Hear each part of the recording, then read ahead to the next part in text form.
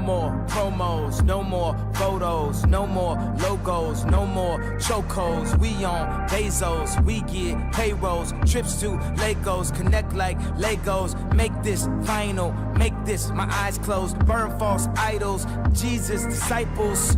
I can feel your pain now, I done bled my vein now. New level the game now, simulation change. No more problems, no more argue, no more asking who really are you. I know the real you know we feel you. You know he hears you, you know we with you. Straight from Beirut, Chicago, Beirut. You pray, we pray too. You pray, we pray too. Never too late for him to save you. This show, movie, cause no one can play you. Devil, lay down, dish that level, make devils pray now. Hold up, no peace, hold up, police, don't call police, just stay focused. Pray for new life, pray for new breath. Hey Lord, make sure it's safe for who's left. Know you can't find a place to rest. Know the Lord my bullet proof vest. When we survive, know that we blessed. Say my people through the music. Let it rock, let it rock, rock. Let it rock, rock, rock, rock, rock. Let it rock, rock, rock. Let it rock, let it rock, rock. Let it rock, rock, rock, rock, rock. Let it rock.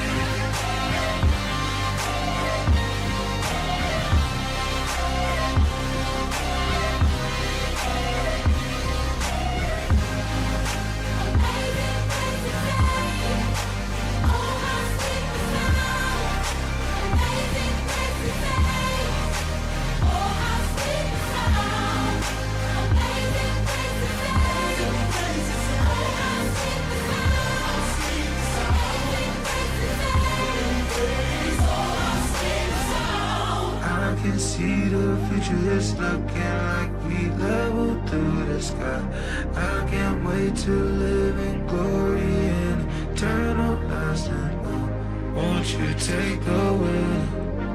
Our reclining house is done. Might as well turn up now. He gon' pop up unannounced to the trumpets. Do you like the way it sounds? I can see the future is looking like we level through the sky. I can't wait to live in glory and eternal lasting love. Won't you take the wheel? Our reclining house is done. Might as well turn up now. He gon' pop up unannounced to the trumpets. Do you like the way it sounds? I can see the future is looking like we level through the sky. I can't wait to live in glory and eternal lasting love. Won't you take the wheel? Our reclining house is done. Might as well turn up now. He gon' pop up unannounced to the trumpets. Do you like the way it sounds?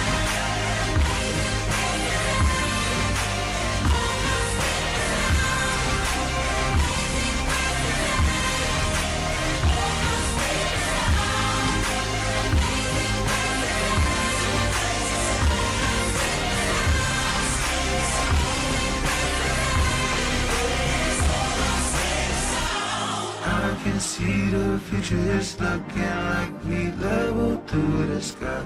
I can't wait to live in glory and eternal lasting love. Won't you take the wheel? Our reclining house is done. Might as well turn up now. He gon' pop up unannounced to the trumpets. Do you like the way it sounds? I can see the future is looking like we level through the sky. I can't wait to live in glory.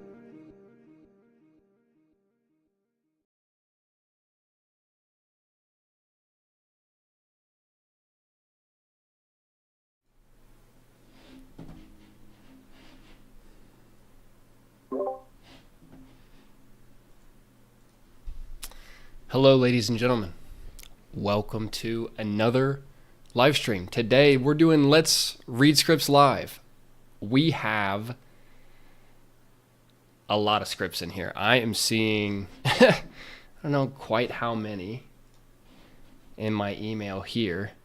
And then there's at least two in 1, 2, 3. Okay, so we have some duplications. Okay, well, that's good. We got a lot of scripts today, which should be fun. I think today should be a pretty good time. I'm going to give these as a strong a read as I can. We're going to look through some story circles. We're going to read some scripts. We're going to give some feedback. We're going to give some compliments. It should be a pretty good time today. So I'm pretty excited. I hope you are. And I did not get myself a glass of water for this. I know I'm going to be reading for a while. I'll get it later. Let me check. Actually, I haven't even looked at the YouTube chat yet. What's going on, everybody? What's up, Wormy? John? What's up, Raynal? Zav, Victoria, Sir Quentin? How do you submit a script? You would submit a script. Oh, someone will tell you. In the Discord, what's up, Casey, Ali, John Boy, Anshuman? Good to see you all here. We have got a lot of good submissions today. Hey, Dominic, good to see you. First time catching a stream. Welcome in. We will be reading some scripts.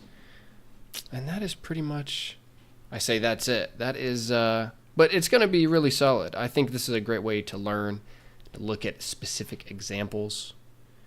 And today will be fun because we are doing some shorter ones. So we've been doing, if you want to go back to the old streams, which you can always find under youtube.com/Tyler Mowery under the live tab, you can find many of these. Before we were writing longer stuff, like 20 pages or so, 20 to 25 pages. And those are really strong to get a sense of setting up characters and then bringing that to a climax in more of a long form. So now, based on last week's stream, we have gotten shorter. So we went from 20 pages to 25 pages to, I said, 6 pages. And last stream, I used the example of a music video, Jay and Twan by T Grizzly. You can go watch actually the stream is back up, by the way. So if you missed it because it was copyrighted, they put it back up. So shout out YouTube. So that's up. It's a full story in a 3-minute period. And I wanted to show how that worked and show just how you can tell a full act, right? Like an act is really the base atom of what is the movement of a story. What is a full dramatic narrative movement, right? You need certain things to complete that definition, right? If you're operating like that. So based on that exercise, we now have some extra short scripts to read today, and we will see who can handle the extra short length, because it is quite hard to get right. Because it is so short, you have to do so much in such little space. It's hard to figure out. John Boy, what's up? Good to see you.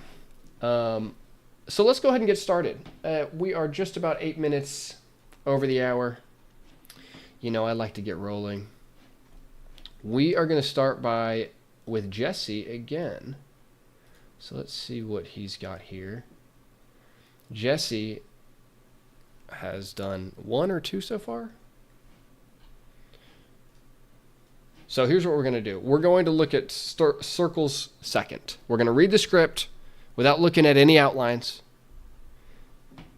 And then we will go into the story circle outline. So let's go ahead and get started. I think everybody can hear me and we're all good.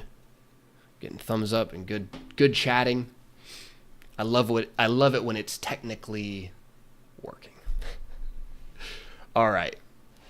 Let's go ahead and read An Eggcellent Adventure, written by Jesse Gunnerich, based on the eggs in my fridge.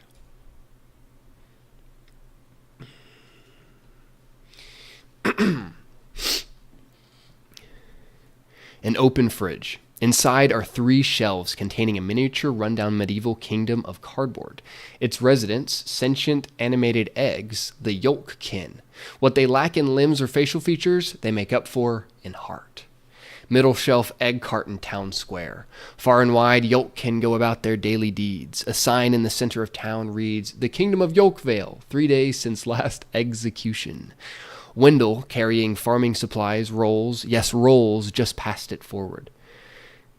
Middle shelf yogurt farm, a single egg. Elias climbs atop a strawberry yogurt tub, wistfully gazes over the pastures into the great kitchen just beyond the door. Wendell calls to Elias from the foot of the tub.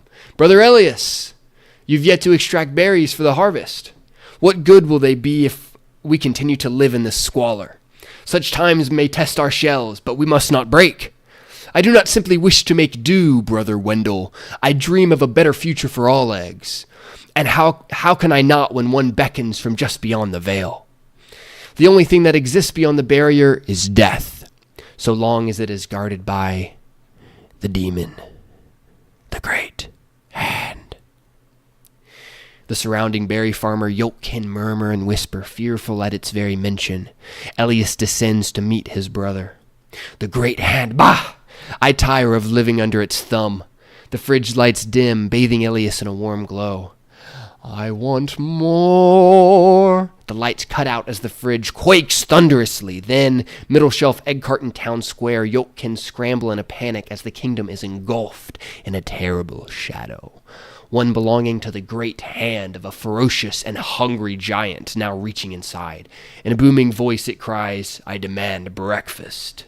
Its hand contorts into a fist, smashing a hole through the cardboard castle of the top shelf. A cataclysmic fridge quake erupts all through the kingdom, knocking the eggs asunder. Top shelf carton palace.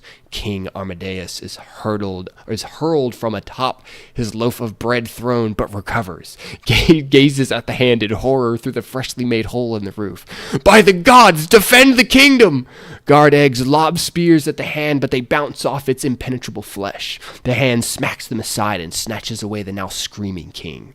Middle shelf egg carton town square. Yolkin gather only to watch in horror as the king vanishes behind the closing door. The king is dead! Long live the king! Elias takes a stand at the crowd's center. Brethren, today this tyrant has taken our monarch, but tomorrow it will be our women and our children. We must take a stand, not just for our lives, but for our sovereignty. We are but humble, delicious Yolkin. What chance have we at rescuing the king from such a hungry giant? By the fowl that laid us, by the white of our shelves, we must try. But such a task is impossible. Then my brother and I will defy the odds. Wait, what? The Yolkin stack on top of each other and wrench the fridge door open. Elias and Wendell leap from the pile onto interior kitchen counter day. An expansive wonderland of gigantic meats, vegetables, and spices. Elias stares out in wonder as fantastical music plays. So many beautiful sights, so many wonderful smells. There he is, stovetop frying pan. The hellfires of the pan begin to rise. The king, tied down by a bacon strip, trembles helplessly as the great hand dashes him with an assortment of sinister seasoning. Dang it, I forgot the paprika. The hand flies away. Elias and Wendell emerge from behind the pan, turn off the stove, and unrestrain the king. But the hand returns, drops the paprika, unleashing a suffocating fine red mist. The hand rises from the death cloud. You dare deny me the most important meal of the day? The yolks will face my yerk! The great hand vanishes into the mist. The eggs search frantically, only to realize it's headed for the kingdom.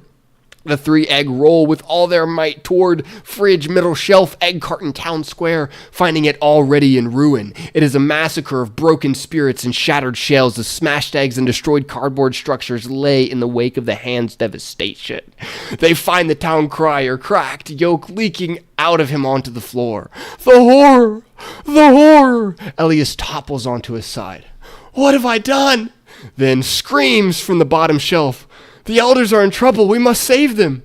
It is impossible. He is a god. We are delicious eggs. Then I will defy the odds. No, brother, it is too dangerous. Wendell rose toward the edge of the shelf, plunging towards bottom shelf. The elders' century eggs flee with the other Yolkin. The great hand lays ruin to the few remaining cardboard monuments. Retreat to the archives.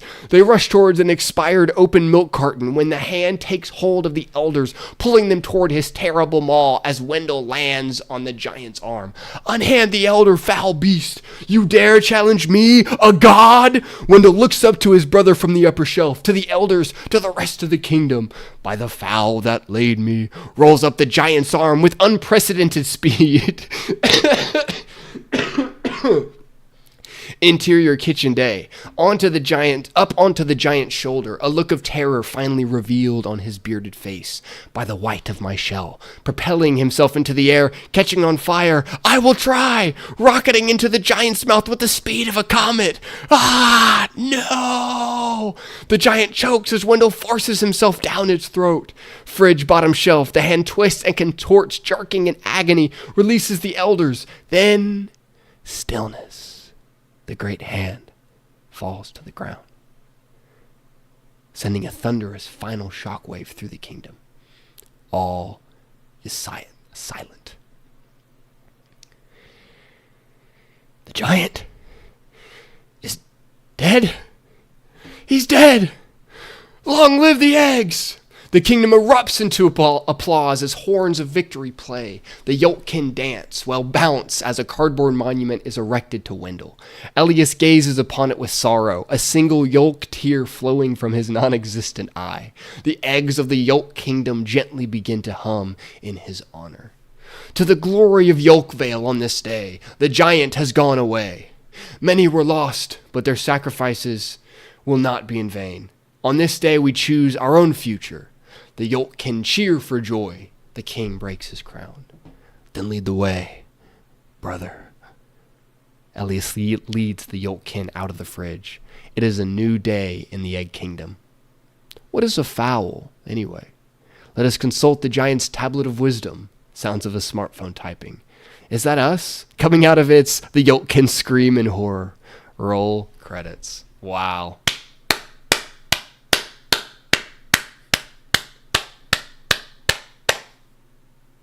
That is so good. I need an applause sound effect, right? That's what I need. This is super good, Jesse. So much fun. You write it line by line, and that's what's nice about it, right? If you write it line by line, I will read it line by line. I will read it with passion and power. But you must write all the way to each sentence, you know? And that's always the hard thing to do. But in 6 pages, so good. Very excellent. I love this. What a story. Hold on, let me get my... No. I have to, you got to find the right one. Isn't it that the best applause sound effect is that, yeah, right? Of the, I'm talking about. No.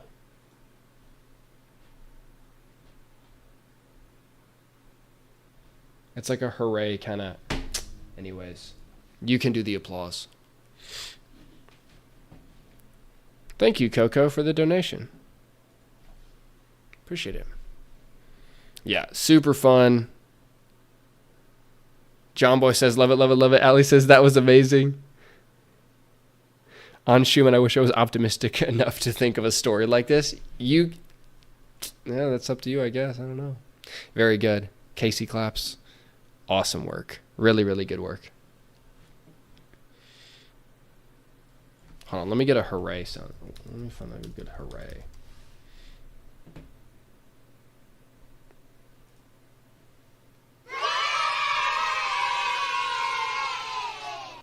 That's kind of what I'm looking for.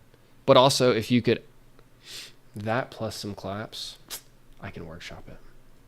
Anyways, let's check out this story circle, huh?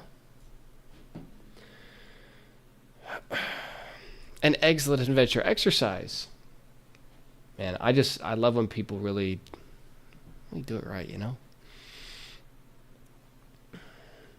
Eggcellent adventure. 2 sentient eggs must rescue their stolen king from the clutches of a hungry giant before he is consumed for breakfast. Awesome. See, so good. Great work, Jesse, on this logline. Can we get closer? 225. No, not 2025. 11225. Yes. No? Okay, fine. We must confront fear in order to create a better world. Love it. Dude, this is so good. Yeah. And then let's look at the story circle specifically. So, one, Elias and Wendell are two yogurt farmers who live inside of the great Hans fridge. They are fearful of him. Two, Elias wants to leave the fridge, choose bravery. Wendell wants to remain inside. Excellent. Right? And it's very simple. Right? This story is a very simple story. 6 pages. And so we want to be simple and clear. Inciting problem, the king is taken by the land. So the first choice, the town gives up on the king, chooses fear, but Elias decides to rescue him and chooses bravery. Excellent. Payoff, they rescue the king, bravery pays off, but this causes a surprise problem. This enrages the hand who takes vengeance upon the kingdom. Elias's belief in bravery is challenged by having him face the consequences of bravery. Yes. See, this is like, Jesse does a very good job. This is kind of down the line. And bravery versus fear is probably the most fundamental conflict of life, right? So then you are expanding and detailing as you create a larger story, but as your story is small, you have to be simple and focused on what those sides are. And so you create something that is simple and clear and can be told quickly. So detail and complexity are coming in length in many ways.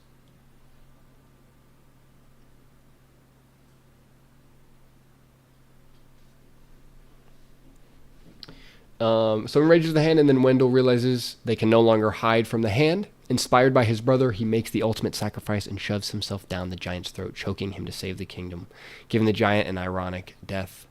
Wendell believes changes, and then Elias leads the eggs into a better future as they leave the fridge forever.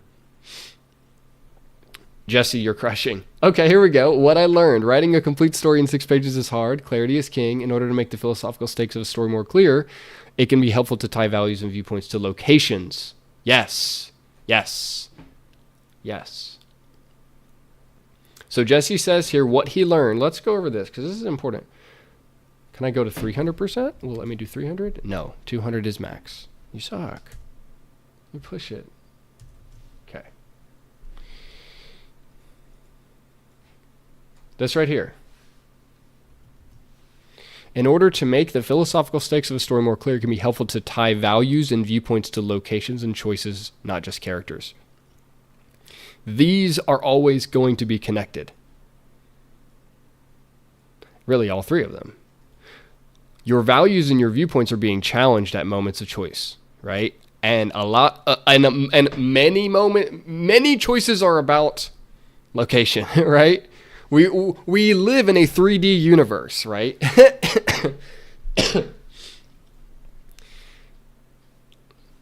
And so when you're thinking about a story, you have, especially when you're thinking about a script, you have to think from this 3D perspective, right? Like, I think this is why I fight with people about them writing characters that are in their heads, because you have to understand how to write a scene. And scenes are values and viewpoints being challenged around decisions in particular places, and characters are dealing with that, right? So you have this connection between your viewpoints and your choices at all times. And are we going here? This is also why when I talk about the 5, like beat 5, want achieved, a lot of times this is getting to a location or finding a person, right? So they rescue a king. Most 5s are going to feel like, at their simplest form, getting to a location and or finding a person or a person coming to you, right? So you only have you really have to think 3D like that, right? Like a film, a story, it's like it is a dream, but you need to be able to tie viewpoints to choices in locations and then write them. And then, okay, the environment should be just as much a part of the philosophical conflict as the characters. Yeah, absolutely. Well, here's what I would say on this, Jesse, is that the shorter the story is, the more every single detail is going to be very important for it to make sense and for it to work, right? So if you have a story that is 2 hours long, then you can have more lenience in how you're expressing that story. But when you're making something that is 6 pages, you are essentially, it's almost like you're forcing it to be a parable or an allegory or this sort of thing, right? Like its length forces a certain sense of the story. And so because of that, when you're making a story that is this size, you are 100% correct. And then you can expand that out and then make this a larger idea. Like you could make this a movie and this sort of thing. But here you have to, right? It's like in a movie, you have the choice to make it live action with this deeper, complex conflict. But here we only have so much time. And so the environment, the setting becomes extremely important because the setting is the concept, is the characters, right? It's very hard to separate those kind of pieces. Yeah, that was a really good story about eggs in a fridge. Absolutely. And also a story about bravery. Right? Bravery prevails. And power. So in a short script, a good rule of thumb is to have a new action take place every half to quarter of a page. Yeah. What I would fix in a rewrite, more back and forth between Wendell and Elias or Elias to strengthen the theme. Potentially have Elias going out of the fridge be what draws the giant hen to the fridge, make his appearance. I love it. I don't know. I just wouldn't fix it. I wouldn't. I think it's great. I love it. It's done. I would stamp of approval it. I love it. All right, let's continue.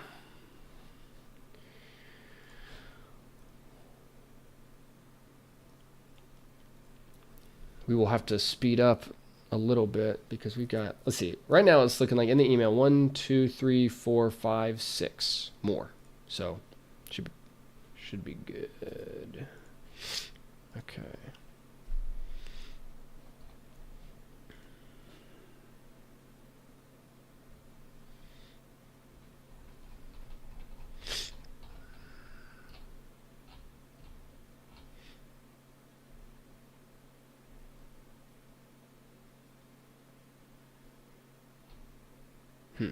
What am I looking at here?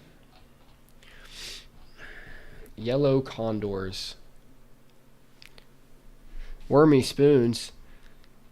What'd you write this in? It's 7 pages. I guess that's fine. Am I being lenient today? 7 pages. See, I gave an assignment for 6 pages and I get 7 pages. You also say 6-page story. But then I'm looking at 7 pages. Okay, let's see. Okay, I'll leave it here. Let's see. On Schumann. 20 Grand Road. The following is my submission. Let's see what we've got here. 6 pages, it seems. 20 Grand Road.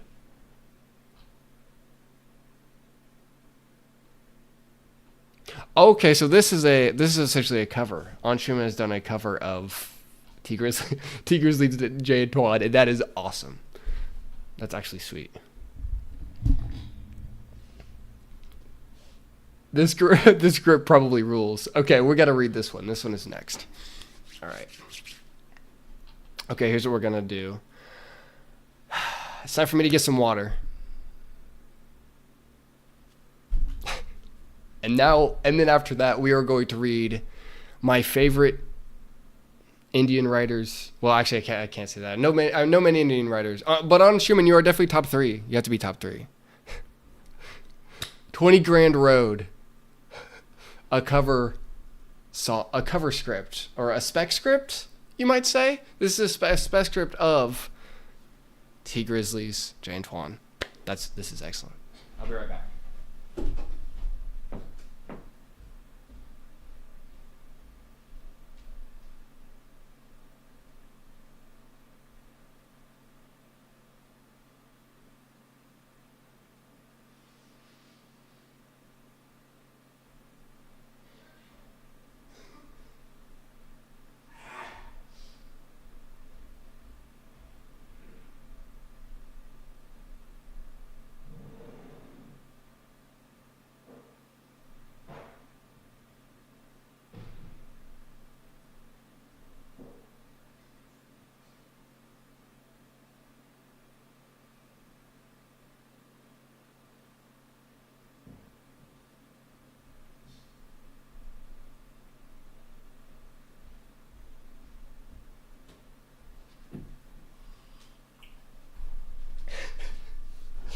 The fact that this script exists is so awesome.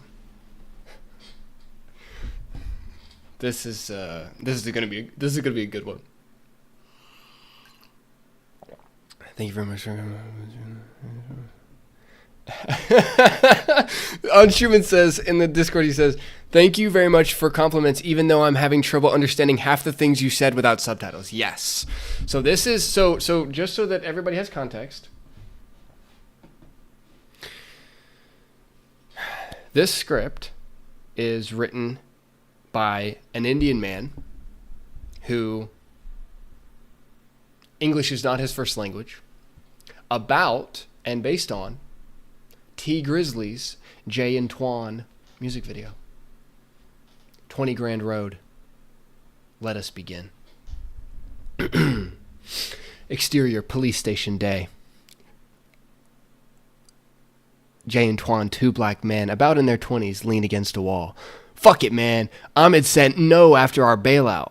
Jay, spiced and annoyed, looks ahead to the street and sees a Bentley Flying Spur 3rd Gen. Its shine blinds the eye.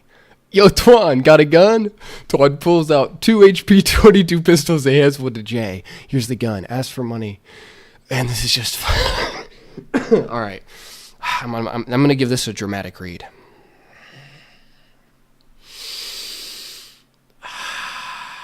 Here we go.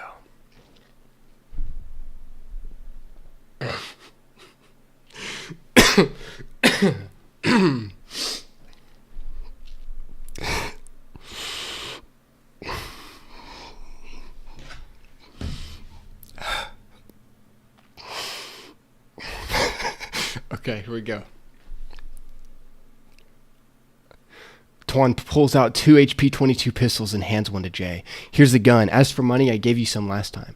Don't have it anymore, but we'll get some. Look at that Bentley. You're literally going to jack a car in front of the police station? You got a gun through the cops? At least this can be done. This gun will power us for it." Cut 2, exterior Street 1 continuous. Both move towards the Bentley. Jay walks up to the driver's seat door. Twan stands behind the car. Jay knocks. The glass rolls down. An old man, Jeffrey, 57, male, white, skin sagging like a bulldog, sits inside. Jay pulls out his gun and points it at Jeffrey. He gasps. He gasps, whimpers, tries to rush to the other side. Jay puts his hand inside the car from the open window and opens the door from inside. He catches Jeffrey and forces him back at the driver's seat. "Yo, Twan, on the other side!" Jay presses a button. The door locks open. Twan sits next to Jeffrey and Jay sits behind. Jay puts the gun behind Jeffrey's head. "Drive on!" Jeffrey drives on. The Bentley exits the street. Cut 2, exterior Street 2 later. The Bentley parks by the street. "Get off, old man." "You don't know me?" Jeffrey reaches into his back pocket. He pulls out a gun. Jay looks at it. Jeffrey points it at Twan. Jay pulls out his gun, pulls the trigger. Jay and Twan look at Jeffrey. Dead. Twan throws Jeffrey's body out on the pavement. Jay sits in the driver's seat. Twan sits in the back. They drive away. Cut 2. Interior, exterior, Ahmed's hideout later. A Bentley, shining, enters a green fenced area through the door already wide open, parks under a tree. Half the car is covered in the shade. Jay and Twan get off and rush inside the house. They see Biggie, 35, male, an obese black man sitting on the sofa counting money. The house is a mess with cracked wooden floors, clothes spread out like rattling insects, scotch and whiskey bottles, some broken, lying like 10 pins after a strike. A teapot lies on the floor. Jay hands over his gun to Twan. Twan throws his and Jay's over to Biggie. Biggie catches it and puts it on the table. Why are you back now? Fuck off and come back when you get my 20 grand. It's been 2 fucking months. Don't heat that ass. Where's Ahmed? LA. Won't be back this week. Fuck it. What happened? And are you guys going to return back those 20 grand? No answer. Biggie looks annoyed, then ignores and continues to count money. Jay rushes into the kitchen. He's looking for something in the kitchen. Unable to find, he slams an open closet door. He leans against the fridge and sighs. Biggie's phone rings. He picks it up and puts the cash down. Twan is roaming around. Biggie stays quiet and just listens, then puts the phone down. Jay rushes back. "You ain't got even a fucking sandwich? You are such fuckers since beginning. You knocked out an old man?" Jay stays quiet. Twan stares at Biggie, tensed. "What's the matter, Biggie?" "Nothing much." Biggie picks both the guns in his hands and points them at Jay and Twan. "Just that you won't go till I get my 20 grand. I'll make sure this gun gets it out of y'all. You didn't know that old man? He was Ahmed's godfather." "Fuck!" Jay and Twan stare at each other. Biggie switches gazes at them. Look here, you fucker. Look, man, I'm not going to be distracted. Ahmed's put a bounty on us, huh? Money did. Money's God, man. Money's God. And this gun's my stairway to heaven. You think you can scare us with a gun? Why not? Your dead meat will also get me a lot, but yet alive better. We're friends, Biggie. You're doing this to a friend for money? No more than. I'm now doing this to a nobody for money. Think yourself what's worth more. Doesn't look like Ahmed told you then. Biggie looks at Twan with an attacking gaze. What? Speak up, fucker. Jay picks up his slipper and throws it onto Biggie. Jay and Twan fall down. Biggie shoots. No bullet hits. Jay rushes behind Biggie. He holds his hands. Biggie tries to point at Twan. Twan throws the teapot. It hits at Biggie's left hand. He drops the gun from left hand. Twan holds on right hand. Jay bites at it. Biggie groans. The gun in the right hand falls. Jay tries to get both the guns. Biggie holds him and punches him in the back. Twan punches Biggie. Jay hits Biggie with the butt of the gun. You bro.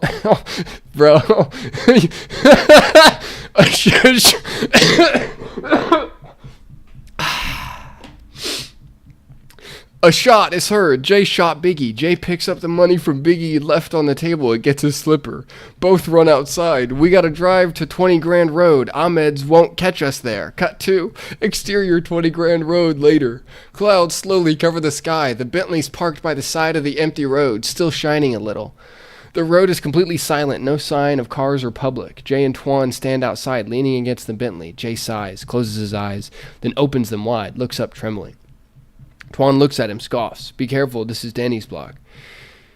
We'll have to do something. I got some money from Biggie. But what'll you do? It's only $30, the money you stole. Don't say it like that. We've got guns. They can get us more. Ahmed was already angry with those lost bets of yours. Now will this gun get you anything? Money, power, women, anything? Jay doesn't respond. You realize it. It's useless. At least we're safe from Ahmed. You think you can live without money? What'll you eat? Dog shit? Fuck off, man. What do you even want money for, huh?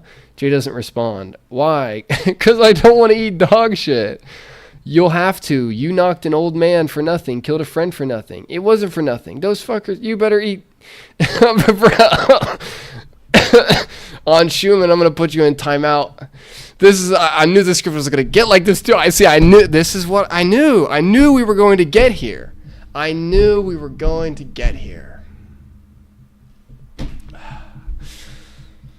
A shot is heard. Twan's jacket is red in blood. Jay looks back. A group of black men are running towards him. Jay holds Twan and tries to run. Twan struggles to run. Danny, it's Danny's men. Fuck those bastards. Another shot. It hits Twan. He falls. The car is showered with shots. Glasses break. Scratches emerge. The Bentley turns into a dumpster car. Jay hides ahead of the Bentley.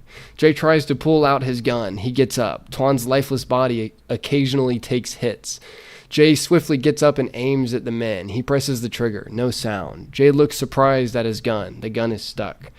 He rushes ahead. The group of black men catches him. They shoot him at his feet. He's shot in back. Jay falls with a gun in his hands. The men surround Jay, cover him from the camera.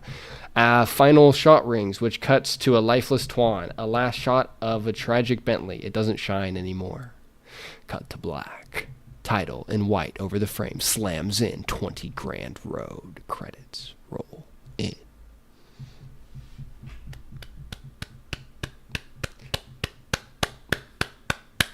Excellent work on Schumann. Excellent work. This is actually this is a great script. I love it. 10 out of 10. For what it is, you know.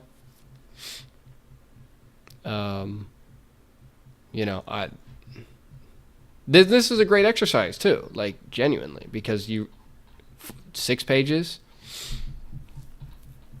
I think now on Schumann, I think now, like, if you want to continue writing in English, which all the scripts so far have been in English, so it makes sense. Then take note today of how the lines, the sentences in Jesse's had its certain flow, right? So I only speak one language, so I'm not trying to be like, oh, whatever. But each language has its kind of flow down the river, right? Each sentence in a language, when you're writing, you're kind of constructing to create that flow. And I think that's what was really cool today that we felt in Jesse's. And so excellent exercise. And I think this one would be a great one to listen back to, because I really gave it some oomph in my read, and that was purposeful, because if a script can really read line to line, word to word, moment to moment, then you have something that is really strong, right? Like, you really keep the audience's attention, you keep your reader's attention when you're able to get something that is that tight. And so how are you getting that? What are the differences here? I think there's a lot of it is sentence flow and word choice. Let's see if we can find ignores and continues.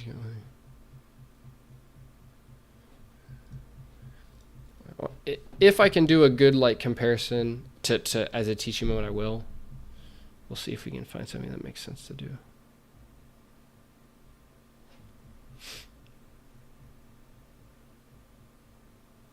But I mean, the core note here is there's a certain moment to moment, right? Hand returns, drops paprika, unleashing red mist, right? Hand, paprika, red mist, rises, death cloud. You kind of, what's happening in Jesse's writing here, part of the readability of it, is the fact that he's giving you nouns and verbs mostly. Okay? So, if you have a sentence like this one, Biggie looks annoyed, then ignores and continues to count some money. There's a lot of connective word tissue in here that's not as filmable.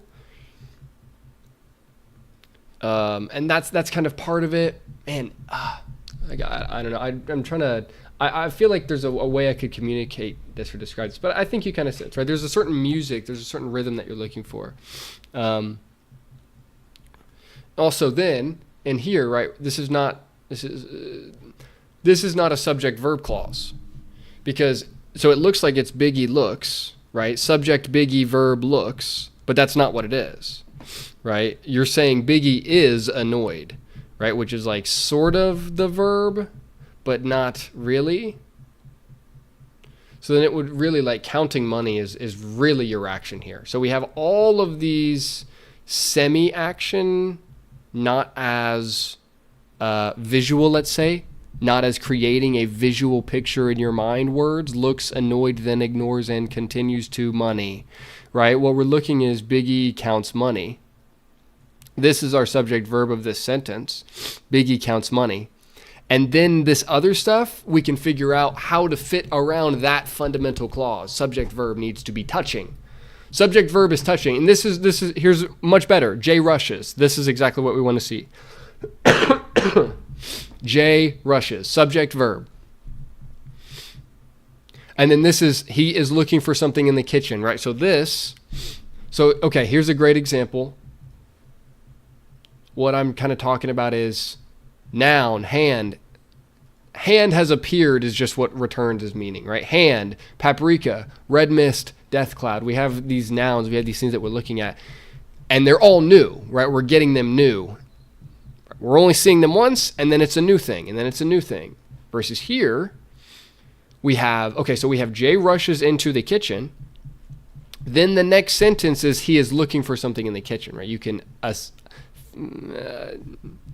take this out entirely would be the first thing that you could do, because there's no new information here, right? Jay is in the kitchen and something. This was where the sentence was supposed to be important, but you didn't make it specific. You said something instead of the specific thing that you needed to write there, right? Because this is the noun that then makes the sentence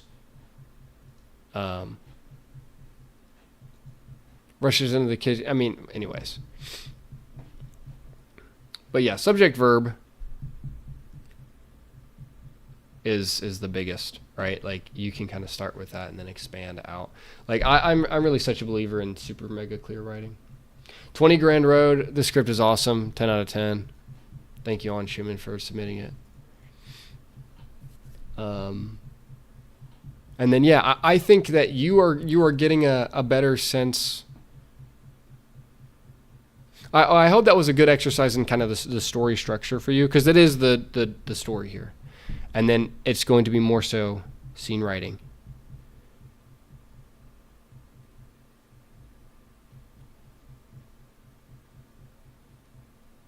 Oh yeah, Casey says story circle. I have it in the Discord forum. Can you link it here on Schumann?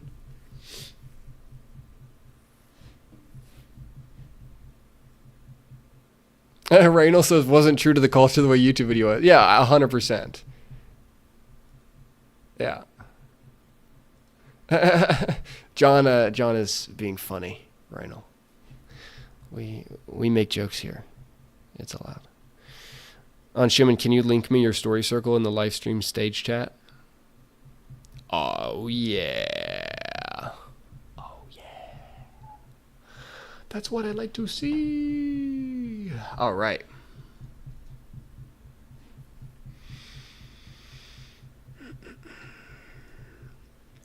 Story circle for 20 Grand Road. Character status quo. Jay and Twan are two goons who recently came out of jail. Number 2, one established. Jay and Twan need money immediately. Jay doesn't have the money that Twan gave him. Okay. Okay. Okay. Well, we'll see. Jay and Twan decide to steal a Bentley from an old man. The old man gets killed in the pursuit. Okay. Jay and Twan reach to Biggie, who has already lent them a lot of money and is now angry. But Biggie gets to know that the old man was Ahmed's gang leader godfather. Now Biggie tries to hold Jay and Twan at gunpoint to get money. Okay. Jay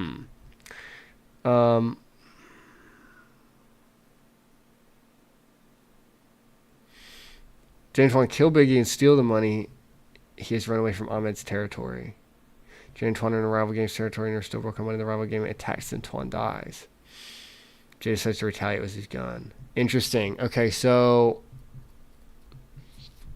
I don't like this story circle. I mean, I would sort of just so then okay. So they need money immediately. And then here we have an inciting just to steal a Bentley from an old man. The old man gets killed in the process. First, they reach out to Biggie. Okay, so but Biggie knows that the old man was Ahmed's gang leader, godfather, and now Biggie tries to hold Jay and Twan at gunpoint to get money.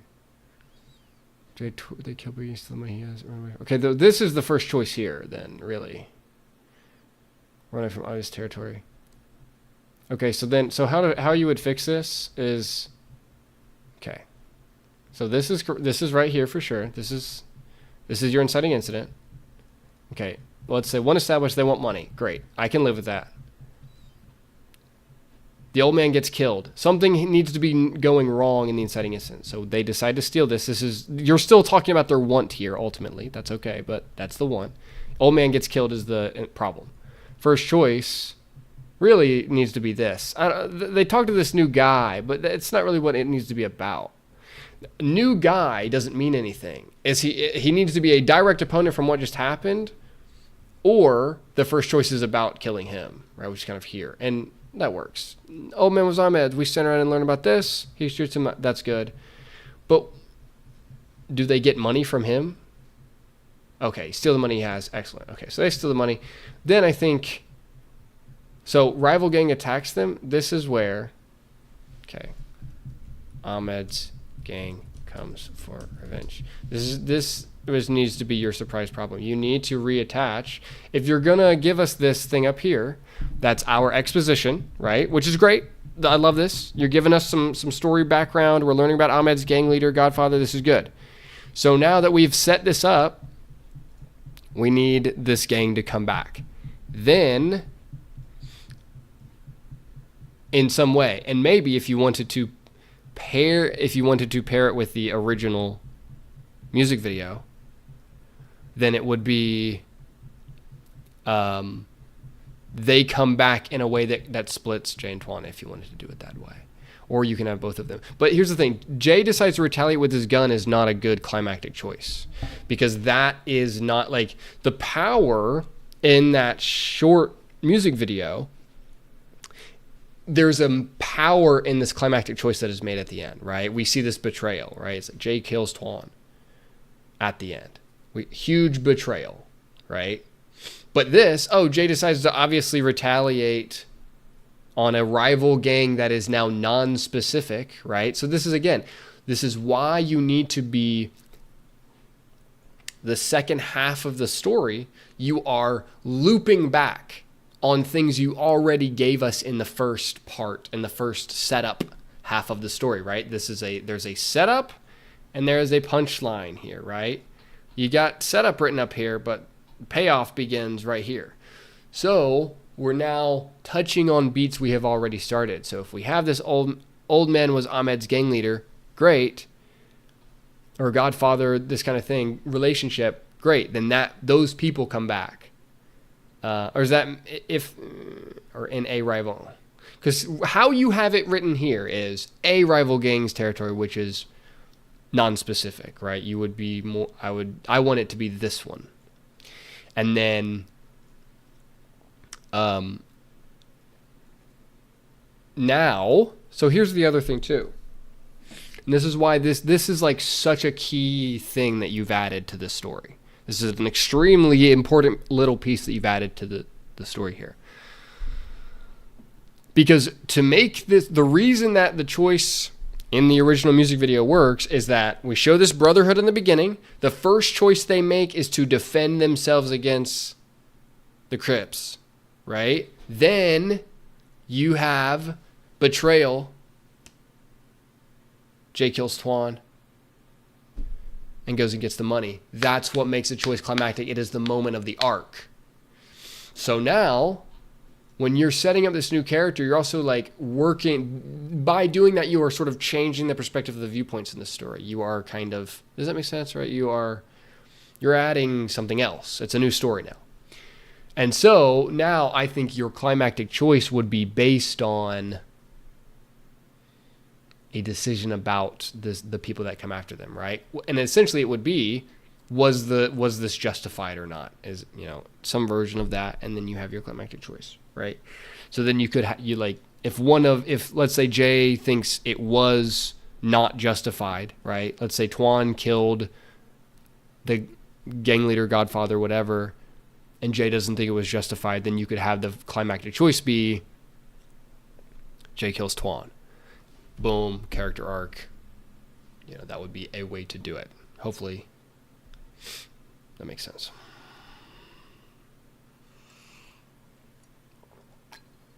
This is awesome. So you guys are really working together in the Discord. Yeah.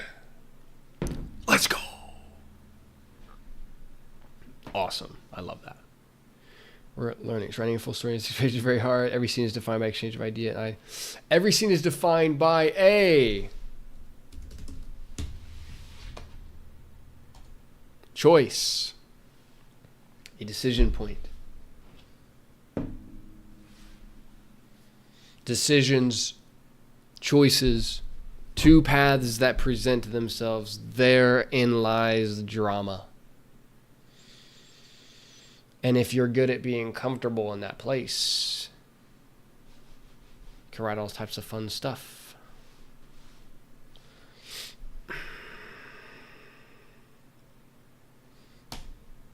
Every scene is a choice. Every scene is a decision. All right. I still am not, I don't know, something about this just makes me not really want to read it, honestly. Let's go to this one. Don't use the initial script PDF, use this one. Okay. Xavier.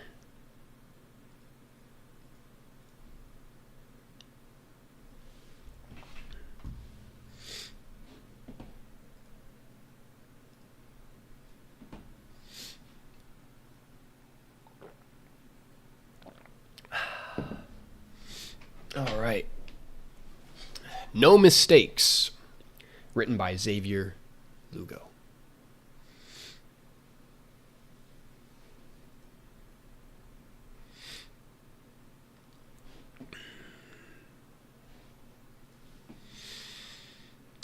Fade in. Interior Catholic school hallway day. Walking down the hall is a little girl. She wears a uniform and a black veil on her head that covers her face. Beauty doesn't come from anywhere but from God, since He is the ultimate beauty, the ultimate love. Interior Catholic school classroom day. The little girl walks in and sits in the very back, isolated from every other student. Interior Catholic school classroom moments later. The little girl listens intently to Sister Martha, the old nun teaching the class. Take this rose as an example, its natural, vibrant beauty, so filled with awe, yet with thorns of imperfection. Sister Martha finishes the red coloring of a rose that she was drawing on the black chalkboard. The little girl watches her eyes barely visible with the veil hiding her face. In some ways, we are all like a rose, but even better, God made us this way, in His image. The little girl focused, but rolls her eyes and sighs. Maria? The little girl looks up at Sister Martha. You know the rules. Veils are allowed in class, but please remove it from your face. The little girl hesitates as she removes the black veil away from her face, revealing Maria, a 10-year-old with a distorted face. Her face is asymmetrical, as the right side of her face is underdeveloped with a smaller ear and a smaller jawbone. All the other girls in the class stare back at her, some with slight giggles. Maria looks embarrassed as she proceeds to place her notebook in front of her face. Dissolve to Exterior Campus River Day. Maria is sitting alone on a wooden bench beside a calm river eating lunch. As she finishes the last bite of her apple, she looks behind her and watches 3 girls playing and running around together having fun. She stands and walks by the river, gazing at her reflection in the water. She touches her face, covering the distorted areas, and she closes her eyes for a moment, then quickly opens them to see her face still the same. She immediately grabs both sides of her veil and covers her entire face. As she walks back, a big gust of wind blows through the area, blowing away Maria's veil. The veil ends up in the middle of the river. She places a foot into the river, but hesitates and decides to remain and watches it float away. Gutted, Maria falls to her knees on the grass as she starts to cry. Fade to Interior Catholic school classroom day. Maria sits with her long hair covering both sides of her face. When the bell rings, she stands and walks towards Sister Martha. Oh, Maria, how lovely to see you without hiding behind your veil, although you can remove your hair as well. Sister Martha moves a part of her hair from her face. No, I lost it. It fell in the river. A few girls walk by and giggle as they listen to Maria. Basta, go! The girls leave the classroom. Can you help me find it, please? Maria, are you sure you need it? Please. Sister Martha nods her head yes. Interior Catholic school hallway day. Maria walks out of the classroom. As she leaves, a group of girls tease her. As she leaves, a group of girls teases her, laughing. Distracted by them, Maria accidentally bumps into another student, causing her books to fall to the floor.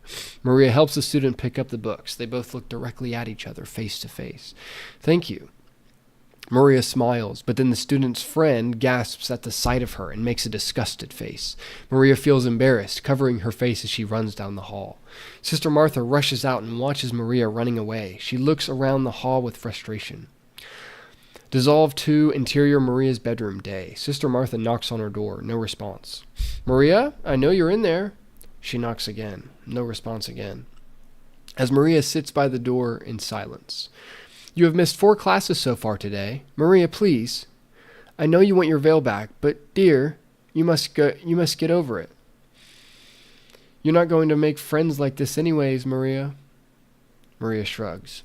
As Sister Martha takes a honey bun pack out of her pocket and places it under the door. At least don't starve. Sister Martha watches the honey bun get sucked away from underneath the door. She smirks and walks away. Dissolve to Interior Chapel day. Maria kneels in a pew, with her notebook beside her filled with questions written in a red pen. She reads each in her mind as she stares up at the crucifix hanging from the ceiling. Why did you not make me beautiful like everyone else? Why can't you make me beautiful? Do you hate me? What did I do wrong? Why me?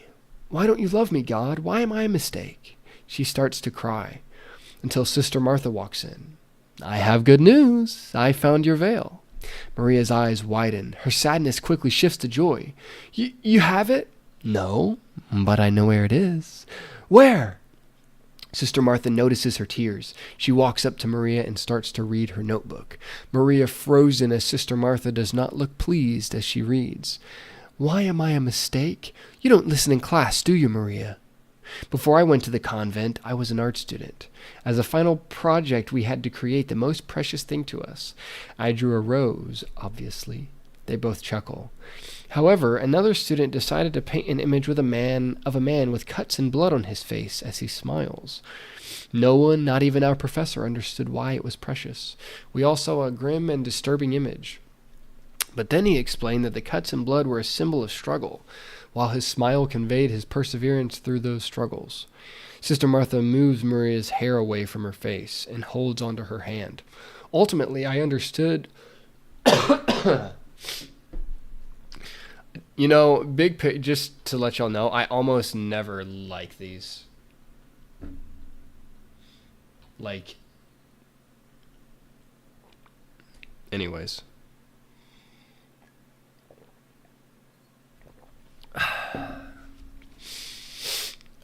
Ultimately, I understood that he saw his own creations as precious and beautiful, even if nobody else could see it the way he did, until you realize that what it truly stands for, much like a real rose, not perfect, but still one of the most beautiful creations in the world. God makes no mistakes. I see you as that rose, Maria. So does he.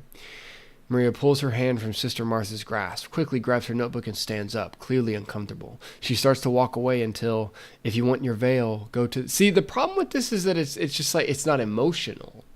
I mean, it's just like, you know, when it becomes a whole essay, when it becomes a lecture, it's, you know, it just... Yeah. This could be shorter for me. If you want your veil, go to the end of the river near the waterfall. I saw it dried up on the rocks. Maria walks out of the chapel in silence. Sister Martha watches in despair. Exterior, river's end day. Maria walks alongside the river. Her eyes widen and a smile spreads across her face. She notices the black veil washed up on the rocks near the crashing water. She approaches... Oh, that was easy. She approaches and picks it up, though still partially wet. Maria places it back on her head. She steps closer to the river and views her reflection in the water. The crashing current distorts her face as she repeatedly adjusts the veil.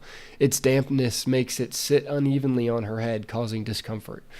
She covers one side of her face with the veil and starts to feel suffocated by the moisture. As the water calms, her reflection becomes clearer. She looks at herself and notices another image in the water, a rose. She turns and sees a single red rose standing alone in the grass by the river. Maria approaches the rose and kneels on the grass. She gently touches the rose, feeling its soft, vibrant petals, and then gets pricked by a slight thorn. She smiles. Suddenly, a strong gust of wind seeps through the area, lifting the veil off her head and onto the grass as her hair is blown backward. With her eyes closed against the wind, sunlight shines on her, enhancing Maria's intense beauty. As she opens her eyes, she gazes straight ahead. Across the river, a wooden cross stands tall among the trees. Maria then plucks the rose from the ground and picks up the black veil. For a moment, she looks at both items, and with a deep breath, "Thank you." Maria then throws the veil into the river. She watches it float away before being swept over the waterfall. Holding the rose in her hand, she walks peacefully back to the school. Cool. Chairman says, I'm emotionally invested. I do agree a bit less after the lecture, but I'm still invested. Yeah. Yeah.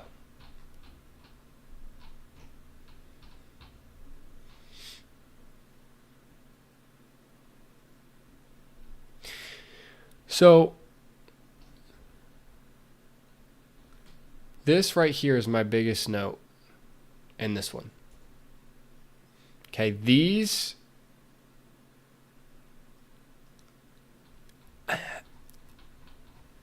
I like what you did. And it's very single character, and that, yeah, and, you know, it can work. I think you could really bring up these just a touch. You know, it's not like we need to make this 12 pages, but like just a little bit more specific here, and then you have 4 characters. You know, like, Because I think for me, one of the things that can make it feel like a script is dragging is there's only two characters. I see that in longer stuff too, where like you get scenes and sequences of scenes where it's like interior, new place, same two characters, interior, new place, same two characters, interior, new place, same two characters, and that is not dramatic writing.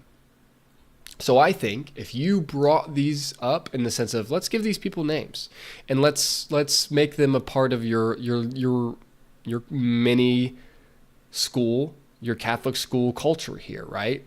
Because then you can like bring them into scenes that you've already written, right? Like you can, if we have this stuff later, it doesn't like, okay. So what I would probably do is take away our monologue and see if we couldn't, not all, you don't need to take all this. But like with a big scene like this, how are these other characters maybe also involved in the chapel this day? They should be here. Unnamed student and friend on page 3 should be here, even if it's in a small way, because it enlarges the world of your story, right? It gives your entire scene and sequence of scenes this sense of a larger world by like these background, but it's like background but not, right? And when you're writing something short like this, your next two characters that are not your main protagonist antagonist, right? Maria Martha is protagonist antagonist, right? Hero villain, these are our two main force of opposition. So then in a 6-pager, just doing 2 more characters, they are really B characters, but we should see them more than once. We only see them once in the story. And that's, again, right? If we see something, we want to see it 2 times. Especially in something that is this short. Set up, payoff, set up, punchline. We see things 2 times. And so part of the reason that you're not naming these characters is because you only see them once. And you're like, oh, if I only see it once, it doesn't matter. And that is a big part of film language. Right? You need to show it twice. And you make it real by showing them, naming them. Because student and friend is not I'm not seeing a movie, I'm looking at a semi-summary. And so, yeah, they can you bring them into the chapel. You give them names and bring them in some small way or in some way into the chapel, right? To put more pressure on Maria to hide herself, right? Because that's what it's about, right? These 2 characters up here, student and friend, exist because they are putting pressure on Maria to hide herself. And to emotionally power, this is what writing is, we're emotionally powering something. To emotionally power this chapel sequence, if those other characters are even just like, I don't know, even something as simple as them doing chores or whatever it could be, they are bringing this presence, they are bringing this penetrative, uncomfortable energy that is powering the emotion of that scene.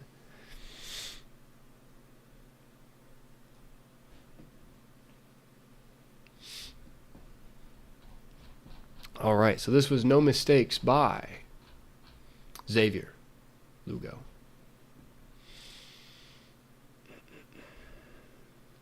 Let's see what else we got here.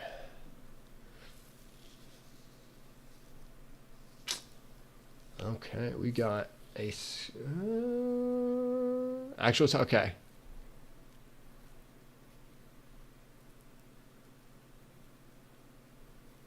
Okay, we've got a John Bushka screenplay here. And he says it is actually 6 pages. It's actually 6 pages, though it looks like 9, is what the email says. The Gangster and the Activist. Written by John W. Bushka. Based on practical screenwriting idea and a Kanye West video. So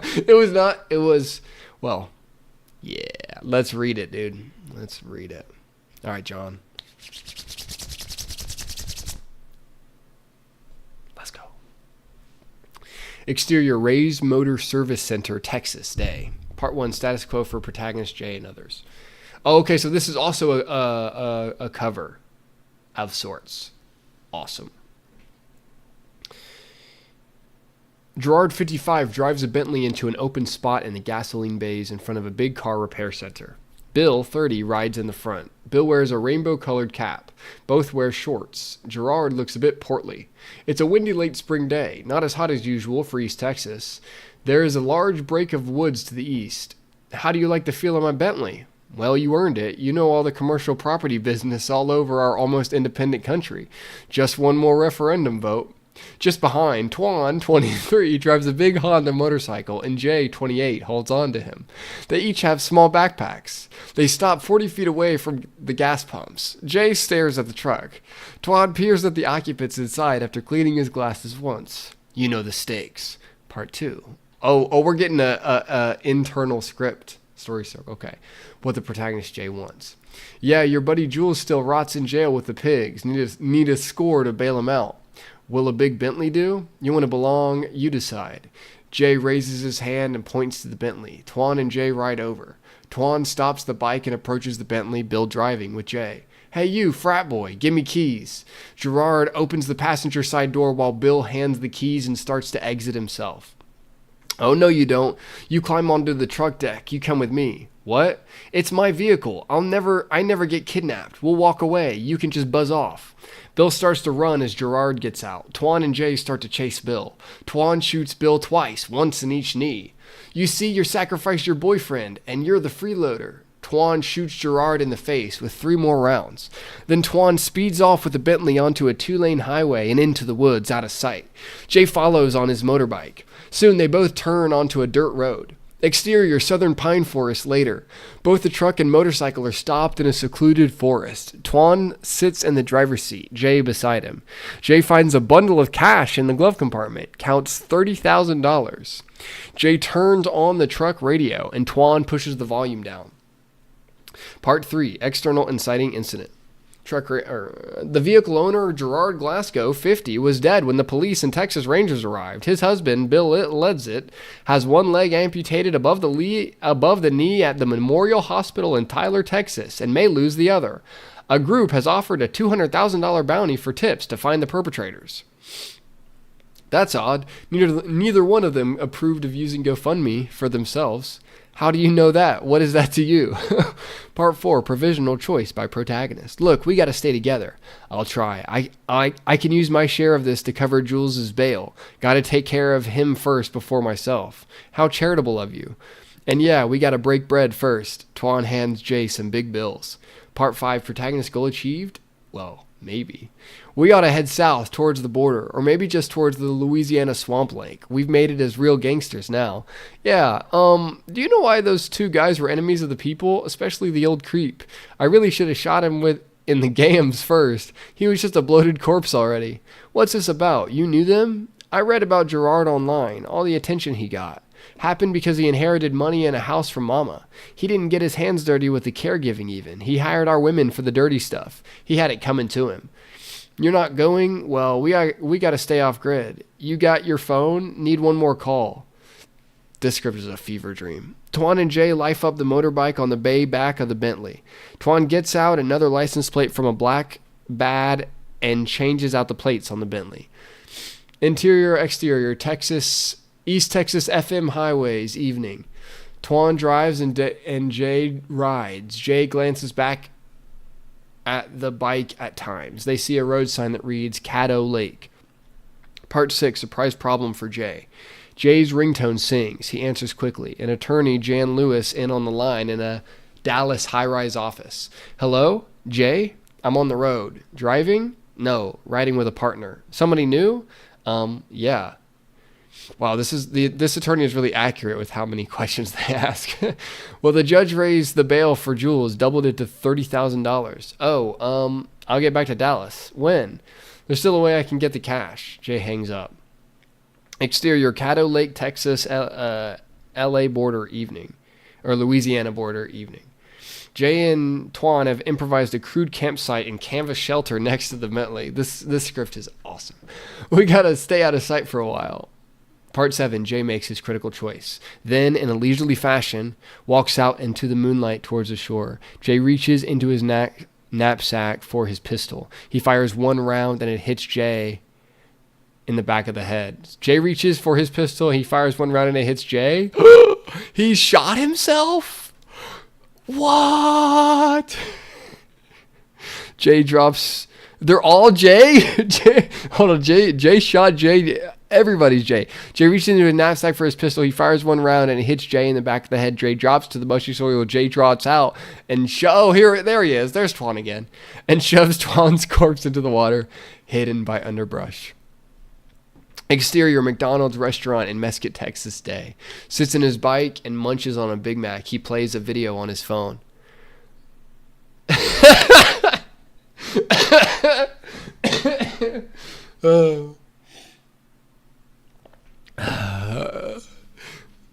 So if you were kidnapped by a carjacker, can you simply say no? Can you take the keys that I won't go with you? Well, somebody else besides you might really get hurt. That video on the cell phone shows Bill lying in a hospital bed with a stump for one leg and heavy dressing for the other. Wow, this is an awesome script.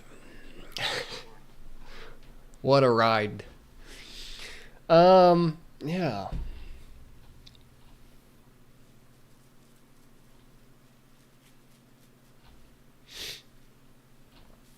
Yeah, this one's definitely different. Definitely what a beautiful combo of many things.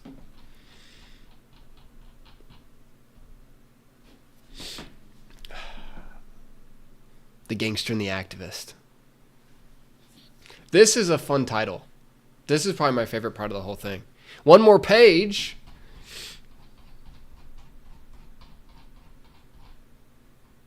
Oh, okay. Whoops. Okay.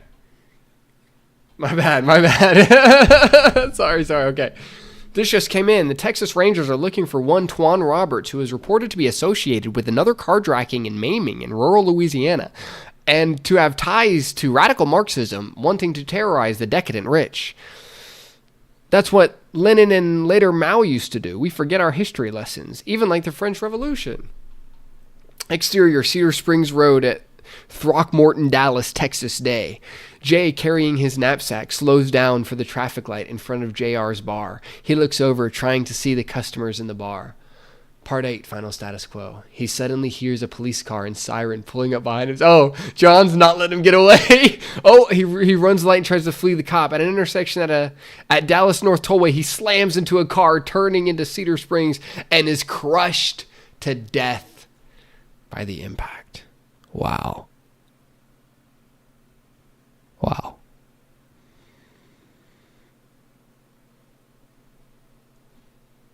What a dramatic final page.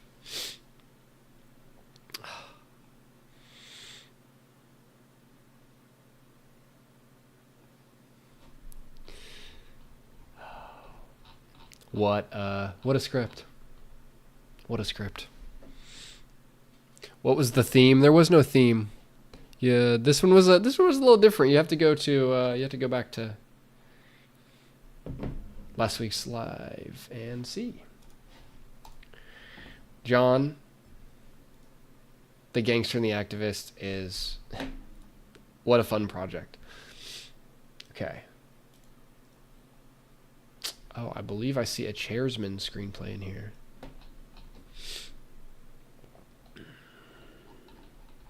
I see this. Is this 6 pages or is it? Oh, let me see here.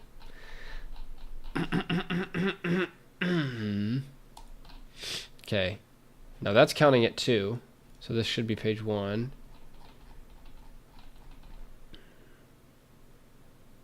So this would be 7? When I specifically asked for 6?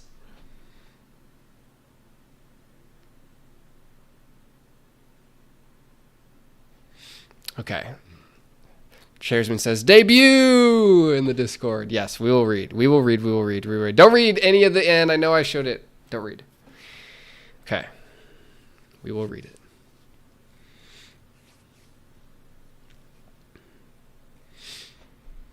Okay.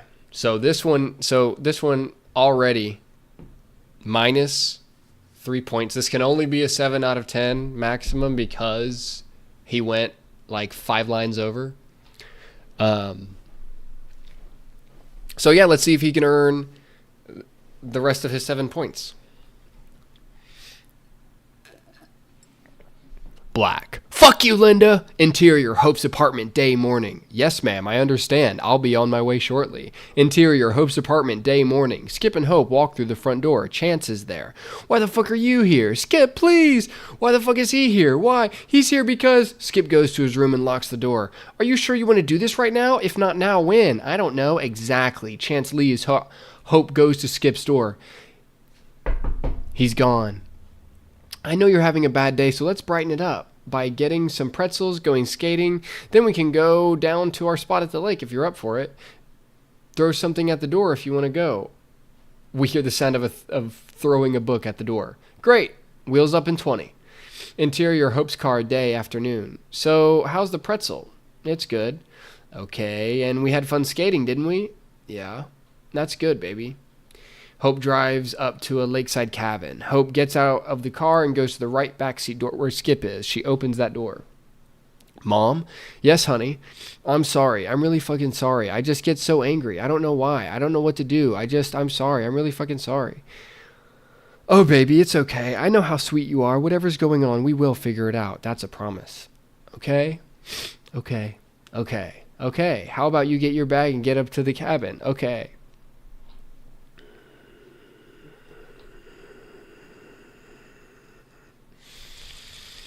Skip runs to the front door. He's on the porch. Hope meets him there. Exterior, cabin porch, day, afternoon. Okay. So, we're going to cut all of these off. For sure. Okay.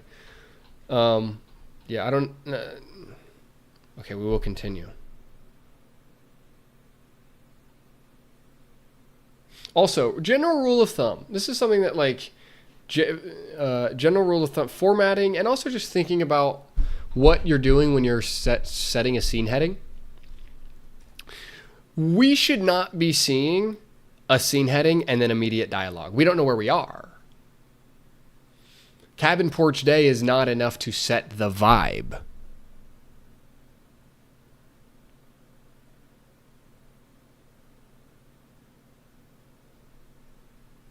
So we need some action lines here. Where are we?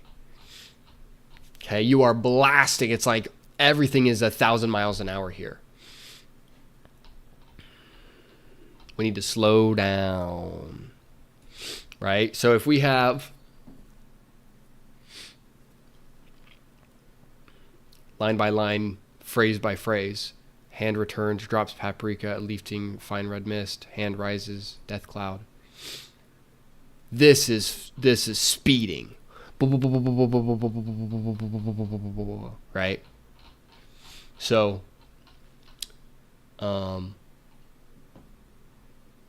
anyways, where were we?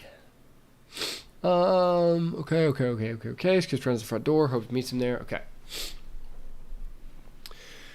Exterior, cabin porch, day, afternoon. I would like some action lines. Aren't you going to turn the car off? Oh, I'm going to move it once I get you inside. Hope unlocks the door. Chance pulls Skip in. Hope closes the door and locks it. Interior, cabin, living room, day, afternoon. I'm sorry. Hope drives away. Oh, okay. Okay, so immediate. Okay.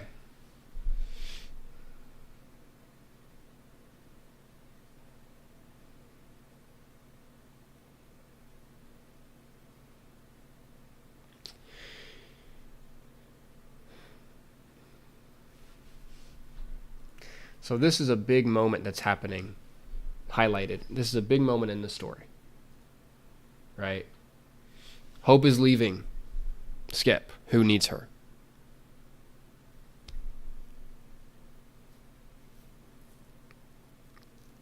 Tyler, I reformatted and resubmitted if that's better, but it's 6.5 pages. Could you make it 6? Yes, more action lines for sure, Charisman. Right here, though, there needs to be, there's a lot happening here, okay? Like, we have a lot of emotional energy in this decision. This is a choice. right? Remember I was picking on some other people about choices. This is a big choice that Hope is making. I'm sorry, Hope is driving away. She is choosing to leave. We need to energize that. It doesn't need to happen this fast, right? Because when, you know, as a person who has lived in real life and had to make difficult decisions, as we all have, and as we have all been in emotionally charged moments, things, there's kind of a moment to moment feeling here, right? There's a build up to Hope leaving, right? She's working herself up to make this big decision, and we want to see that, and we want to slow down and spend time with that in the story, because that's really where the story is. That's where the acting is. That's where the drama is, right? In these decisions, in these big decisions, and in the characters' emotional getting through that, right? Like, that's what's so fascinating about the world that we live inside of, right? Like the universe that we are inside, like our day-to-day realities, is like, it's crazy how decisions in our lives are these sort of belief-based things that happen in physical reality, and then you can't not have the emotional waters that are connecting, right? You need to be in that space of what's connecting thought and belief and viewpoint and perspective into physical decision making, and like the bridge between that is to feel, right? And so you need to be feeling this moment here, right? Hope is driving away. We want to feel that. We want to be in that space where she's working up the courage to do this. And also, it would make it a lot stronger if you had, let's say, Chance, for example, maybe talk with her a little bit about that. You set up the possibility of going away. Because that's another thing. So far I'm seeing 3 characters. Do I see 4? Do I see 4? Do I see 4? Skip Hope Chance, skip Hope Chance, skip Hope Chance. Yeah. We want to enliven the size, because so you can think about that every single character in your story could theoretically have their own 2 characters that are going to just, the easiest be is every decision, that's your angel and devil on the shoulders, right? You can make 2 characters that at all times. Why? Because you are externalizing conflict. We want to put a camera on conflict. Therefore, in a novel, you might write that a character is thinking about the angel and devil inside of their brain, and they're trying to decide what to do on this choice. But in a movie, those are characters. We need to put a camera on them. Even if they're in their brain, we're still putting a guy in a costume and putting a camera on him, right? And it's important to think in that way. And 3 characters is not enough. 4 is the absolute minimum. I really think. There's just something about it, dude. Something about having 4 characters, making yourself have 4 characters, because it gives other people to talk to, and then you can hear their perspective, right? We could actually have Hope talk to a character about her frustrations about having to deal with Skip. And we get both sides. We get to see more of her conflict there, right? She is conflicted. Do I leave or do I stay? And then when she makes that choice, we see how emotionally charged that choice is, because we've set up that choice with conversations that happened beforehand. And within the moment, action lines that don't just start with Hope drives away, right? We spend time in okay, here it is. Here's that moment finally, and that's where all the jitters are. And that's when you don't know if you feel scared or excited or nervous or what it is, but you're standing there and you're right. And then she's going to make this big decision. And that's, you are imprinting that into the writing. So Skip is screaming frantically, throwing whatever he can and moving erratically. Whatever he can needs to be a specific thing. Throwing whatever he can. No, we're throwing specific objects because we're writing a specific story.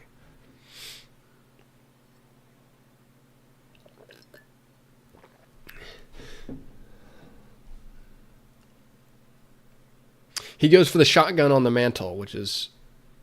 So Skip is screaming frantically, cut all of this, goes for the shotgun, I think that reads a lot more fun. Chance holds Skip tightly before he can. Skip begins to cry. Begins to. This is... and everybody does this, so I'm not picking on you, Chairsman.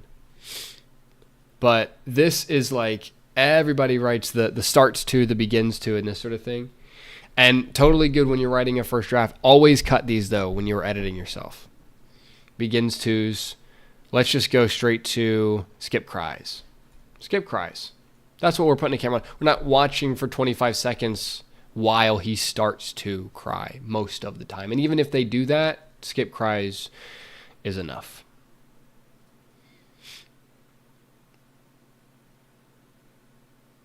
Skip holds back tears, Casey says. Yes, you could do that. Yes. Yes, you could do that. Holds back tears is much better than begins to cry. Very good. Yeah, I like that. Casey says it's more impactful to see someone struggle with the emotion. Yes, I love that note, Casey. Skip holds back tears. I'm sorry. Some time has passed. Skip and Chance are sitting across from each other in the living room. So I want more here, Chairsman. What kind of table? What kind of chairs? Is the rug, what's the most interesting thing to note about this space? Write it here.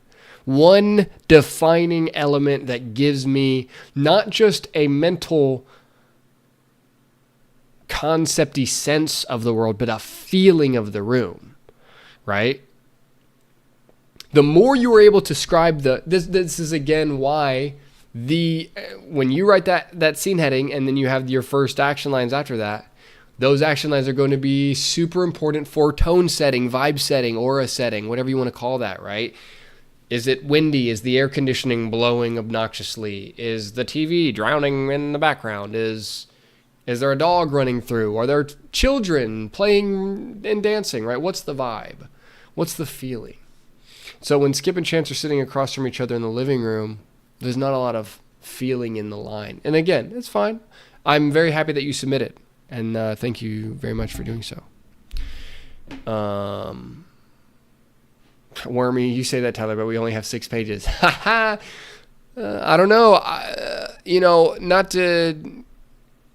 read I really enjoyed Jesse's script today. I really did. I think this is an awesome script here.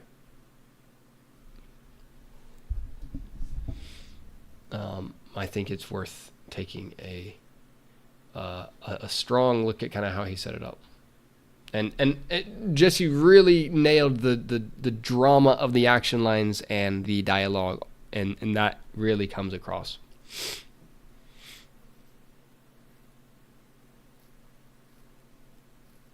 Well, okay, so Chairsman says, I got it. I thought so many action lines would be too novelly, but I'll action it up. Yeah, so it's not about it being too novelly. It's that we need to understand. We need to have a certain sense of a specific information and feel, right? So like there's let's watch a YouTube video.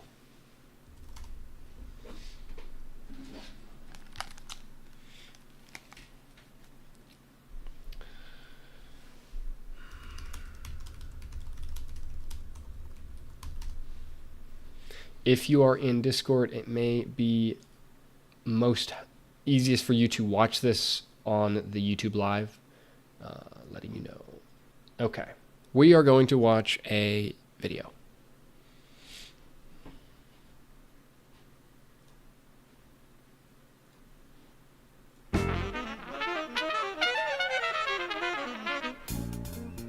Hi, my name is Tony, and this is Every Frame of Painting. So here's a fundamental question. When you're judging a shot, what's the first thing you look for? Is it balance? Leading lines? Golden ratio? Color? Light? Shapes? I think these are all essential, and they're all part of good images. But there's one thing I always notice first. Movement. For me, Kurosawa is the Beethoven of movie directors. It's that recognizable full sound that Beethoven had that is so unmistakable. A Kurosawa film moves like no one else's. Each one is a masterclass in different types of motion and also ways to combine them. Over a career spanning half a century, he made 30 films, and in all of them, the movement is surprising and cinematic.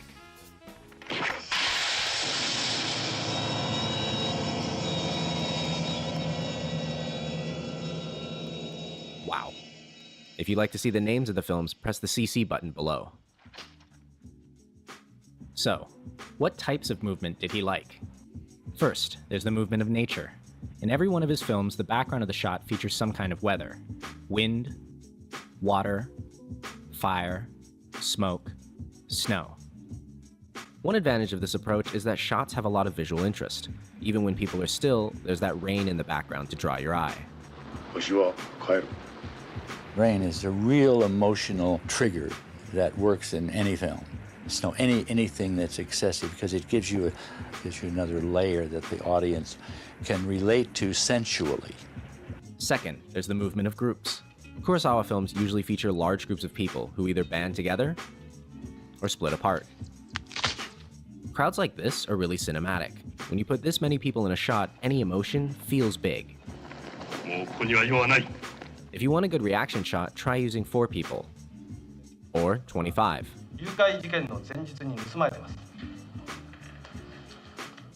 And if you want something really big,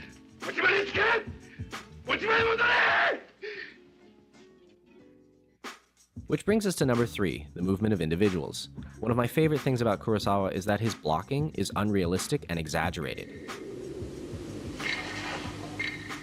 If someone is nervous, they pace left and right. If they're outraged, they stand straight up. And if they're ashamed, he would often tell his actors to pick one gesture for their character and repeat it throughout the film. That way, the audience can quickly see who's who and how they're feeling. Number 4, movement of the camera. One of the hallmarks of Kurosawa's style are his fluid camera moves that go from a close-up to a full shot to an over-the-shoulder in a single unbroken take. I did another essay about these shots called the Spielberg Oneer, but what's important here is that every camera move has a clear beginning, middle, and end. Just by itself, this move tells a story. And last, there's movement of the cut. Kurosawa is one of the few directors who worked as his own editor. One of the reasons his movies just flow is that he tends to cut on movement. Often, you're paying so much attention to someone who's moving that you don't see the edit. When he finishes a scene, he switches the rhythm, usually by ending on something static and then cutting straight into movement. By switching up the rhythm, he keeps you on your toes, because you can't guess the next cut. So with all that, let's break down one scene and study the motion. This scene comes from Seven Samurai. I'm not going to tell you what it's about. See how long it takes you to figure it out. Ready? The first shot shows the whole village, then just the important characters, then just the samurai. Right about here, most people get what's happening. As Kikuchiyo sits down, his action ripples outwards to affect the whole village. Notice how much the wind adds to the scene. Even when people are still, there's that little bit of wind to spice up the frame. So that's pretty straightforward. Now, let's jump 60 years into the future. This is the Avengers. Here, we start with a camera move into an establishing shot. But this time, these were in Phil Coulson's jacket. We get dialogue right away. Throughout this scene, the only things that move are the camera and Nick Fury. Even though we have weather outside and actors in the background, none of them are used.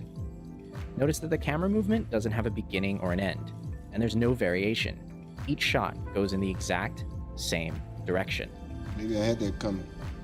But in Seven Samurai, the camera moves have a distinct beginning, middle, and end. And each shot changes the direction from the previous one. As he climbs up, Kurosawa uses the movement of the flag to cut smoothly into this angle. all 7 samurai and their banner together.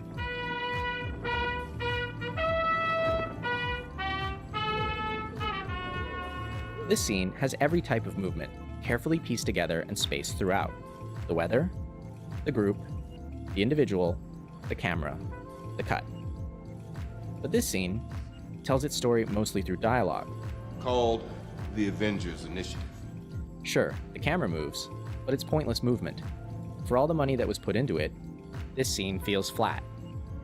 It's an old-fashioned notion.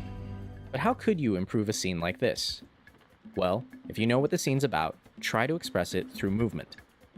Start with the character. How are they feeling? Is there any way the actor can convey that by moving?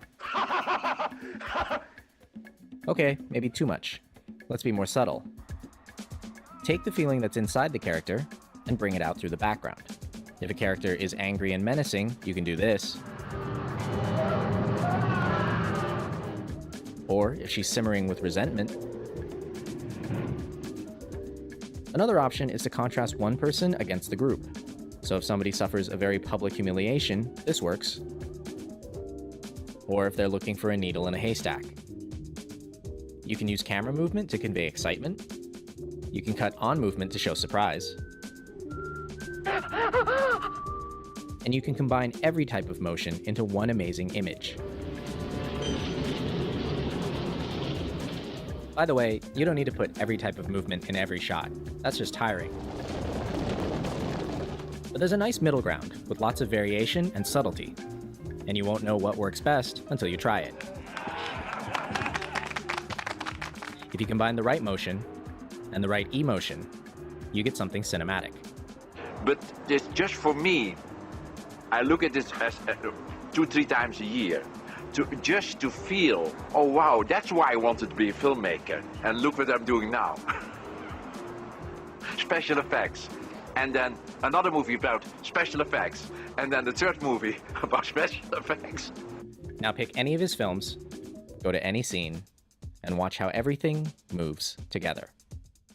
You know, it's the visual stimulation that hits the audience. That's the reason for film. Otherwise, we should just turn the light out and call it radio.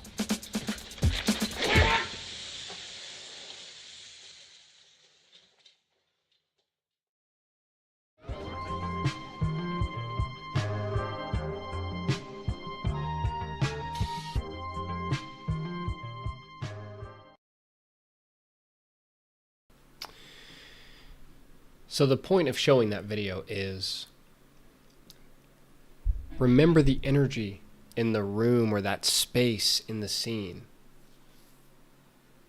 Whether that is description of weather, movement of characters or animals, whether it is a specific object in the room that has its own character to it, right? Like a clock that, you know, dances, or a strange chair, or, you know, the windows are always open and so there's wind coming through. These sort of smaller things really add a sense of space. Where were we? Okay. Let's see. Sometimes pastors fan knows a lot. Would you tell me what you're feeling right now? Okay, well, my dad is Chance Van Deen. I'm a 40-year-old deadbeat dad. Soon to be ex-deadbeat dad, originally from North Carolina, that now resides in Michigan. I love to surf, hike, snorkel, anything to do with nature, really. Animals, I really like animals, especially wolves. Wolves? I like wolves too. What's your favorite? Mexican gray wolf. No way, yes way. No way, no one's heard of a Mexican gray wolf. Whoa, was that a smile? The first one I got in 12 years. Son, I just want to talk to you. Will you let me apologize? I at least want to do that. Skip nods yes. Thank you, son. I also have one teeny tiny request. I've got this old Polaroid camera my dad gave me. I don't know if I'll get another smile. Mind if we take a picture together? All right. Thank you, son. 7 pages. They take the picture. A few hours pass. Montage of Chance talking with Skip and various stages of emotion. Okay.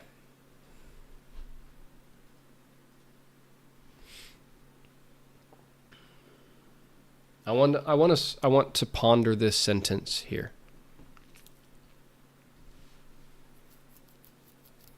A montage of Chance talking with Skip in what? in various stages of emotion. Now, this is unfortunately not cinematic writing.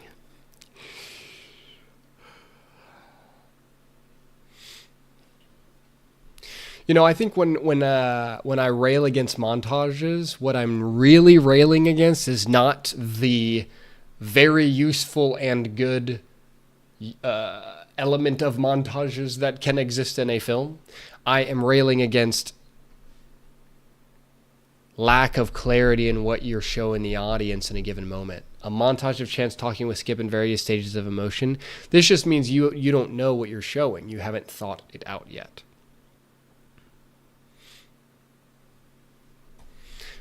But this is, again, I think the whole script has kind of a speed of it, right? It's moving super fast. And it needs to breathe. We need to feel each moment. This is very thematic for the script. Interior cabin, kitchen, dusk. Chance is cooking dinner. Do you like anything on your BLT? Just mayonnaise. That's to be expected. No, it's not that. Skip. What is it, boy? He begins to scream. Full moon is out. Eyes turn yellow. He begins to transform. Chance watches in shocking horror. Skip. Interior cabin, living room, night. Skip growls aggressively and begins to destroy furniture. Chance looks at the shotgun on the mantle. He goes to it and grabs it. He sees the Polaroid picture on the floor where Skip stands. Chance sets the gun down. We go to the next morning. Interior cabin, living room, morning. Skip wakes up dirty, naked, dazed, and sore. There's a strange taste in his mouth. He stands and looks in the mirror across from the front door. He sees flesh and blood in his mouth. Hope opens the door. Good morning. We can see Hope through the mirror. Hope looks around. Her and Skip look at Chance's partially devoured carcass. Skip begins to cry. Hope screams. The end. Wow.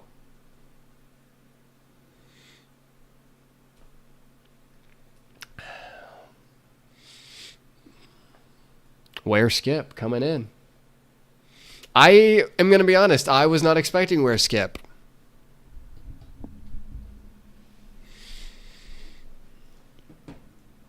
I was not expecting Where Skip.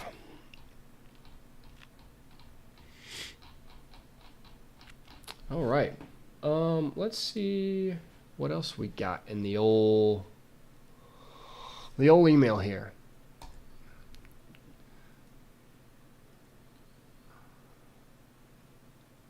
Oh, we also could do story circle. Let's take a look at it. Yeah. Okay.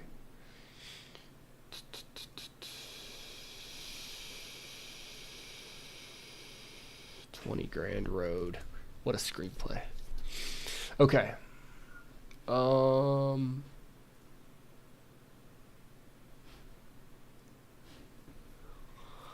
First, second chance, story circle outline. Okay, yeah, we have 3 characters. Skip, Chance, Hope. I want more next time.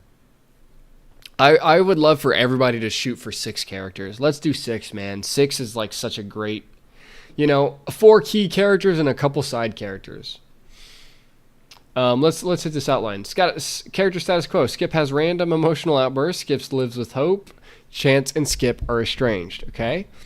When established, Hope and Chance want Skip to have a relationship with Chance, preferably healthy. Okay, so Skip doesn't have a want here. You're saying Skip is the main character, but he doesn't have a want. Hope and Chance have a want, but you're not giving Skip a want here. And I think that would also be beneficial to your next screenplay, is to give this character, give our main character something they want. Inciting problems. Skip does not want to leave with Chance. Skip doesn't want anything to do with Chance. Hope and Chance decide to send Skip. Yeah, so then again, these are your main characters. Skip isn't the main character, even though it seems like these are the characters that are making all the decisions. Hope and Chance decide. Hope and Chance want to send Skip with Chance against his will. Small connection between Chance and Skip. Surprise problem. Skip has his first werewolf transformation. So to me, it feels like a character who is getting bullied into decisions by these 2 other people until he turns into a werewolf and kills them. right? So the Skip is a character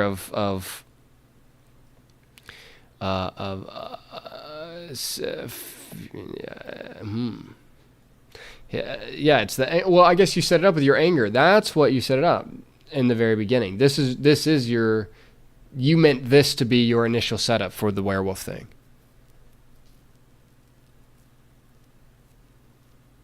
Right?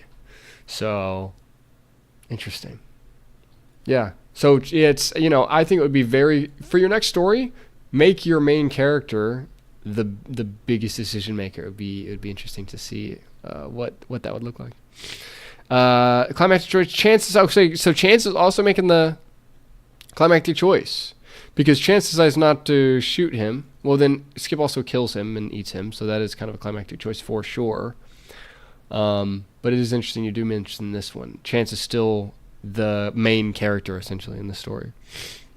New character status quo. Skip is now completely without a father. Skip is a werewolf, and he also has some trauma from eating his father. I imagine he might kill.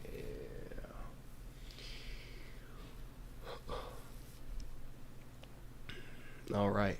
Now let's move to Allie's short script. All right, we've got screenplay, and I will go ahead and grab Story Circle as well.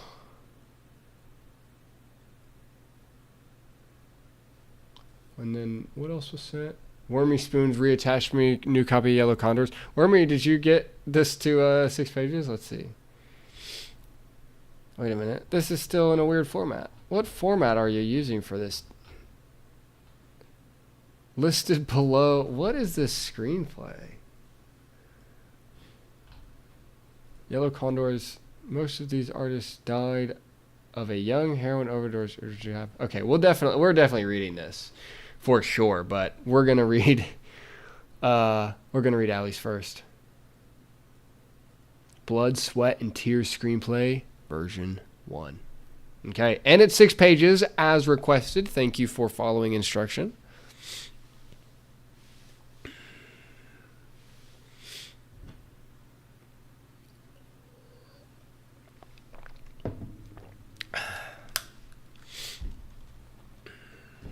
All right, here we go. Interior pizza shop, night. Zach, male in his 20s, locks the front door and flips the open sign to closed. The store is small, shabby, and dark. He retreats behind the front counter. Hey, babe. Yeah, closing now. Let's see. He grabs a ticket spike next to the cash register. He removes the small stack of paper and counts the amount. 7 sales. Yeah, I know. No, it'll be fine. It takes time to gain credibility, that's all. He opens the cash register to reveal a small stack of 5s. He pockets the money with a sigh and grabs a newspaper. I'm going to be homeless. I need to start putting in more hours here. Second job? Hell no, I'm not doing that. He flips to the job section and begins the highlighted addresses. An article beside the jobs catches his eye. New pizza joint, Cole's Fire Pizza, is the talk of the town. Are you kidding me? What? No, sorry, not talking to you. Nothing, it's fine. He highlights the address of the pizza shop. Yeah, something came up. I'll be home a little later. Don't wait up for me. All right, bye. He hangs up and stares at the paper. He grabs it and exits. Exterior, Cole's Fire Pizza, night. A red truck parks in front of the store. It's brightly lit and packed with customers. Zach steps out of the car and walks in. Interior, Cole's Fire Pizza, continuous. Zach enters and nearly bumps into a man leaving, holding a stack of boxes. He stands in the back of the line and observes the energetic environment jealously. His turn is up. Hi, sir. Welcome to Cole's Fire Pizza. What can I get for you? Hey, yeah, give me a second here. He looks up at the menu overhead. The cashier is Cole, a man in his 30s, tall, skinny, and a slightly unappealing face. So Cole's Fire Pizza and our cashier is Cole. What luck.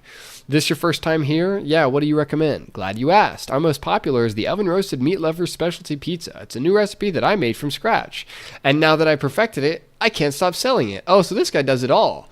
A recipe you made? What? You the chef or something? I'm Cole, owner and founder. Nice to meet you. He reaches out to shake his hand. Zach shakes his hand quickly. Zach, nice to meet you too. I like you, Zach. You seem like a cool guy. Here, I'll give you a slice on the house. Cole turns to the stand-up pizza warmer behind the counter. He prepares a plate of pizza. Thanks. Cole presents the slice to Zach, a cheese pizza with several chunks of some kind of dark meat on top, in all caps.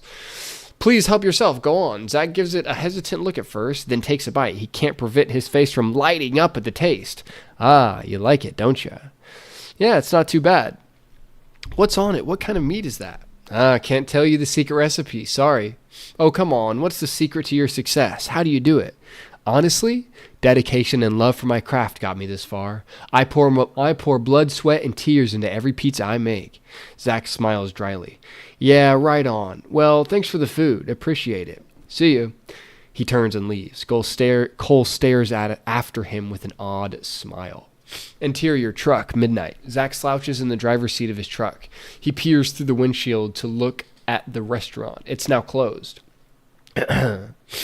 He looks up and down the street, and upon seeing it's empty, he exits his car quietly. Exterior Cole's Fire Pizza continuous. Zach runs up to the door and picks the lock. I don't know if we need... Well, I guess, yeah, he's in the truck or whatever. Maybe it's just like, yeah, I don't know. Parking lot, and then you just parking lot and we go. It doesn't matter. Zach runs up to the door and picks the lock. After a brief struggle, it unlocks and he runs inside. Interior, Cole's Fire Pizza continuous. Zach shuts the door gently behind him. He anxiously, you can really cut down on these adverbs. He anxiously checks his surroundings, then heads for the kitchen. He makes his way over to the office desk. He shuffles through more papers and junk. A framed photo suddenly catches his eye. He picks it up and looks. A family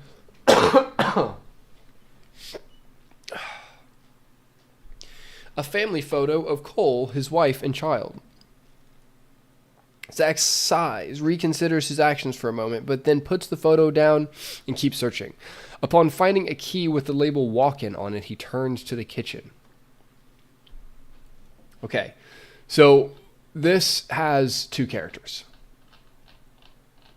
Zach and Cole. And so again, I'm bored because there's only two characters. Now where were we? We were on page 4.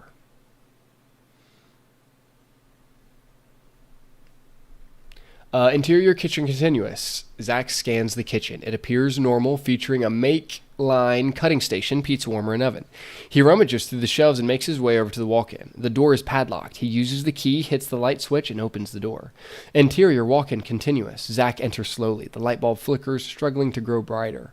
A strong scent catches him off guard, and he flinches. He peers through the darkness. The hell is this?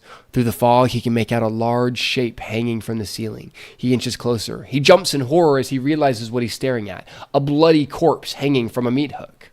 The light bulb finally turns to full brightness, revealing several diced up bodies on the floor. Blood is splattered everywhere. Oh shit! He backs away horrified, but he bumps into something behind him. He turns to face Cole, but before he can react, he swings a rolling pin down on his head. Zach's eyes flutter as he goes unconscious and falls. Interior kitchen later. Zach slowly comes to. He blinks, struggling to take in his surroundings. He goes to move, but finds he's cramped. He gasps in horror as he realizes he's stuck inside the pizza warmer. Ah, you're awake. Cole drags a stool in front of the glass door and sits down. He stares at Zach maliciously. The hell is this? What's going on? Why don't you tell me? You're the one breaking into my store. I'm sorry, I didn't steal anything. I promise, just let me go. If you didn't steal anything, then why'd you break in? I wanted to know your recipe, that's all. I'm sorry, please let me go.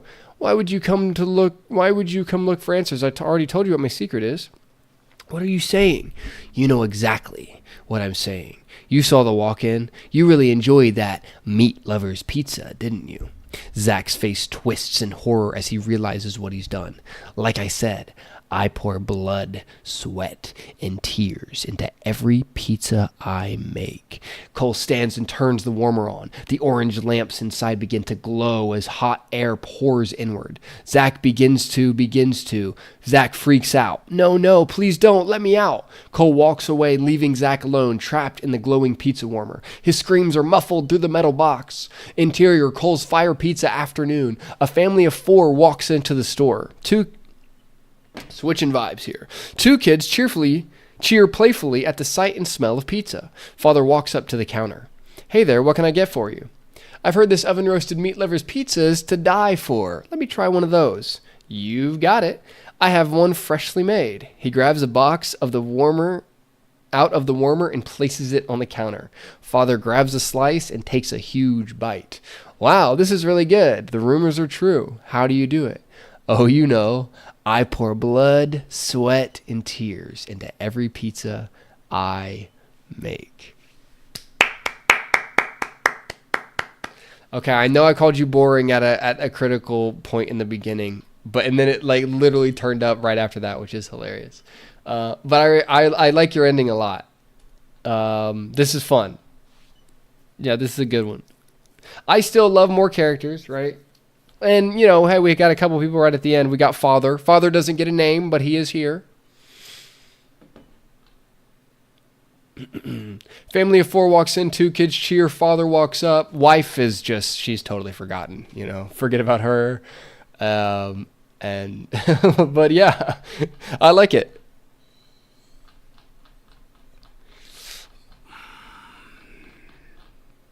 We've also learned that, yeah, I get chosen. No, yeah, I think, you know what, honestly, what would really spice this up is Cole has other people working there. Cole has 2 other restaurant employees.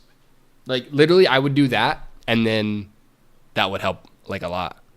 Like it's not, you're not trying to create totally out of nowhere different characters. You're trying to add to the story world that you've already built, right? So add in, he has 2 employees. And it also makes him look stronger, right? Like part of it is like, how do you make your bad guy look like the big bad guy? You give them more men.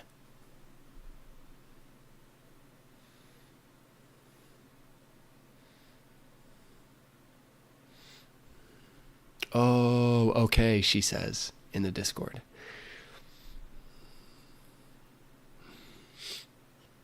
Yes. So that's kind of the idea, right? You just, you know, spice up your story by adding B characters. And then, you know, those quote unquote B characters can be as big or as small as you want. But then it gives us our lone guy, Zach, who comes into the store, and there's Cole and his henchmen, you know. And you can even start it where in your first scene when he goes in, oh wait, manager. There's a manager in there, but he's again, right? So don't you notice characters that don't get names we don't see again, right? So like that's kind of when you're writing, there's almost a sense of like, okay, I got to speed through this. But then you speed through this by not giving this character a name, and then you don't write that character again later.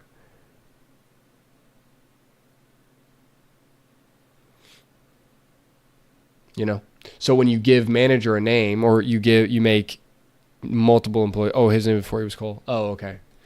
Oh, that's right. Okay, so yeah, then we need more characters, right? We give two employees, even if they're hanging around in the back. We don't even talk to them in the beginning, let's say, but they would be mentioned. They're doing some sort of action. We see them when we walk in.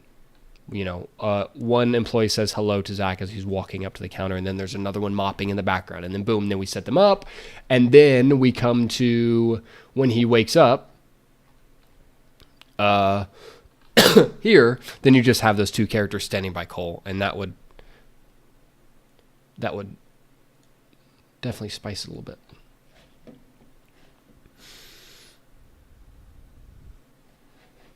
Yeah, I think it's helpful to think in terms of like 6 characters minimum. Not even in the sense of you need to create a perfect 4-corner opposition web all the time. I'm not saying that. What I am saying is if you create a hero villain, right, like we have Zach and Cole, then great. Who are the characters around Zach and Cole? Do they have characters around them? If Cole is managing a pizza place, he probably has employees that are working around, right? So let's bring those in. Makes the world feel bigger. Also, you mentioned here, page 2, all caps, packed with customers. If you're going to say this is all caps packed with customers, where are the customers? What are their names?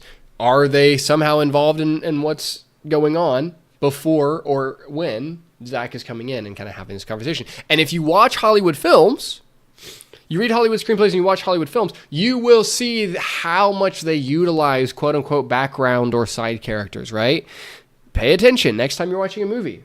Notice how they use the background characters. Those background characters are very important to the feeling of what you are believing, right? The believability of the moment that you're creating in that scene, right? Right? You have to have the audience believe that moment. And you can do that by the best way is usually bringing in more characters that makes that world feel bigger. Because like you could say, okay, Cole's Fire Pizza, I like your red truck. You're saying, okay, hey, here's a cool object that kind of makes this pizza place unique. I like that. And that definitely helps to create a certain sense. But what's going to create that more is like the noise of these customers, right? It's brightly lit and packed with customers. So if he opens it, also, man holding back his stack of boxes also never comes back. Another opportunity where a character could come in. And so yeah, back of the line, observe energetic environment, right? Observing the energetic environment, how are we giving specific things he's looking at, right? So this would be an example of, even if we don't ever give the characters names, you're like, the son at a table throws a fry in the air and catches it in his mouth, right? The two other boys with him cackle, right? Boom, now you created a moment. You're starting to create a vibe inside Cole's Fire Pizza in the mind of your reader. So these characters don't necessarily ever need to have a line, just mentioning them will help, yeah? So again, it just depends on, it is a sliding spectrum of importance to the story in the sense of, or story focus, or, if we have our kids who are throwing the fries in the air and eating them, that might just be a line you throw into tone set for the restaurant. But then if you have two employees that are working for Cole, those will be bigger characters and we will likely see them in multiple scenes. And so then as, wherever they're positioned, then they might end up being more involved depending on how you want the story to unfold.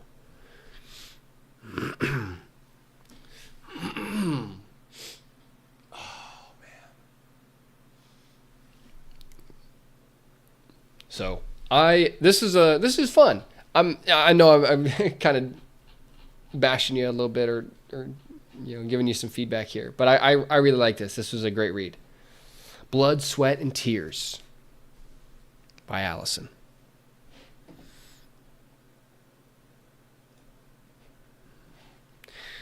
Cool. And I think, okay, so obviously we still have, oh wait, we got to do the story circle too. I keep forgetting. All right. Number 1, pizza guy runs a failing restaurant. Interesting. So you're viewing this like Cole is our main character, not Zach. Huh.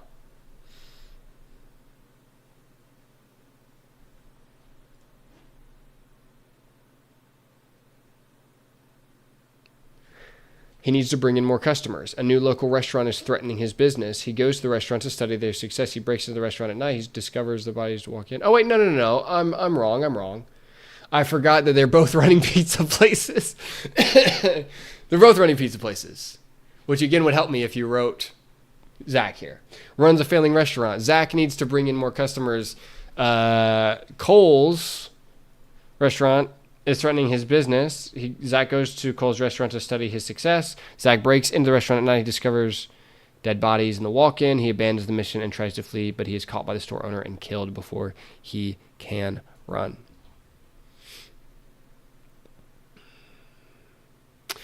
Allie, what would you say is the moral of this story? Does this story have a theme?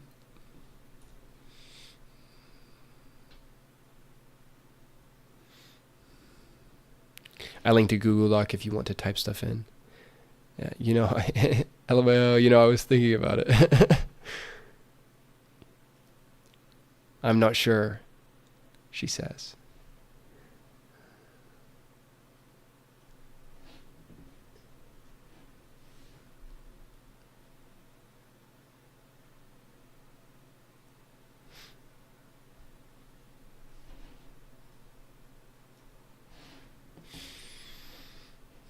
I just wanted to write a fun horror short coming up with the things of slashers. Yeah, no, I mean, definitely. This is a fun horror short. Yeah, and I like this a lot. This is fun. What might be? What might we do? I guess it kind of... I don't know. You could... Careful what you wish for, right. You could do something about greed or that kind of thing. There could be a greed theme in here somehow. Maybe. It's like Zach is too... He's too desperate for his business to do well or something. I don't know. But yeah, it's fun. John Boy, you linked it in the Discord? Can you send it to my email? I mean, hold on. I can probably find it. Xavier, John Boy, Extortion. Okay, cool. Extortion, 6-page screenplay. Okay, I see it. Okay, we still have... Let me see how many scripts we still have to read. We still have to read Wormy Spoons' screenplay. Okay, which is Yellow Condors, which is this one. This one that we all know and love. Yellow Condors, of course. And it's I don't know what this one's going to be. This is going to be a fun one. And then we're also going to read John Boy's Extortion.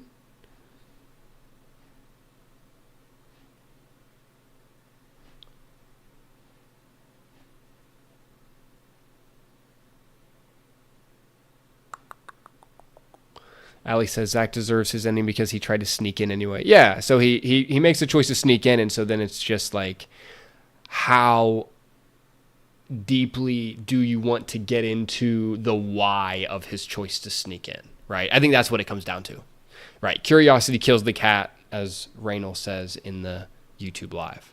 It's like, how big of a why do you want to give that character in the page count that you have? You know, and then you get into that sort of stuff. But okay.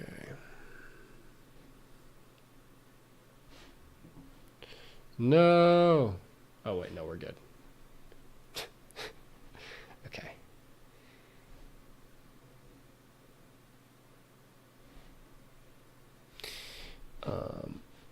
So I'm just pulling these up. John Boy, it is. There we go. All right. Excellent. Love it when it works. Okay. I think it's time for us to read Yellow Condors. I think I've put it off too long. I have to do this. And I think it's too long, right? Not only is the formatting... Yeah. We're still halfway down page 7 here. Well, and also might help if you did a title page. You know, if you took this stuff away and you did a title page, and then you could probably absolutely and easily bring this up to 6 pages. So it does, you know, it does hurt me a little bit that it's too long, and you do lose immediately 3 points. But we will try our best. Interior, 27th Street Soup Kitchen morning. Riders on the storm by the doors. Hums through a beat-up radio. Riders on the storm by the doors. This is gonna be a rough ride today, boys and girls, ladies and gentlemen. So this is supposed to be a song title by band. Anyways, hums through a beat-up radio on a nearby counter. The room is dim, its walls scuffed and warm. Jimmy, 40s black thin, and wiry, wearing dirty blue Levi's, and Kurt, late 30s white scuffy and twitchy, sit at a graffiti-scratched table, half-heartedly eating bowls of lukewarm kitchen soup. Wow, I am gripped. Fuck, Jimmy, I'm starting to itch already, man. We need something better than that shit we got last night. That gear was no bueno. Oh, it's about drug dealers? Or drug users? Even better. Jimmy stirs his soup unimpressed. Well, shit, Kay, you know if we want the good stuff, we got to go to Rafa. And you know Rafa's been called a lot of things, but cheap and charitable ain't on that list. You not eating that? Fuck no. Tastes like warm piss with snot in it. Wow, this is the high vibration script. Kurt eagerly reaches over and pulls Jimmy's bowl to himself. Overhead view angle on graffiti scratch tabletop. Get to Houston JJ plus AW2 inside of a heart. What am I reading? My favorite part about this one is down here. Most of these artists died. So the end, credits roll, fade out to Hurt by Johnny Cash. The end, credits roll. Most of these artists died young of a heroin overdose or were known to have lifelong addiction issues, culminating in their ultimate demise. Yeah, they are all referenced in yellow Condors. Listed below, then may they rest in peace. Okay, let's see. Jimmy and Kurt navigate the gritty streets of New York trying to get their next fix. The story begins in a dilapidated soup kitchen with the two friends discussing their plans for the next day. As they walk through the city, they encounter various obstacles and sketchy individuals, always searching for ways to sustain their addiction. Their journey leads them through a series of petty crimes and small-time hustles, all the while growing more desperate for the next high. Despite their deteriorating situation, they maintain a sense of loyalty to each other, clinging to their friendship as their only anchor in the chaos. So, is this a two-character story? Kurt, Jimmy, Rudy. Okay, 3.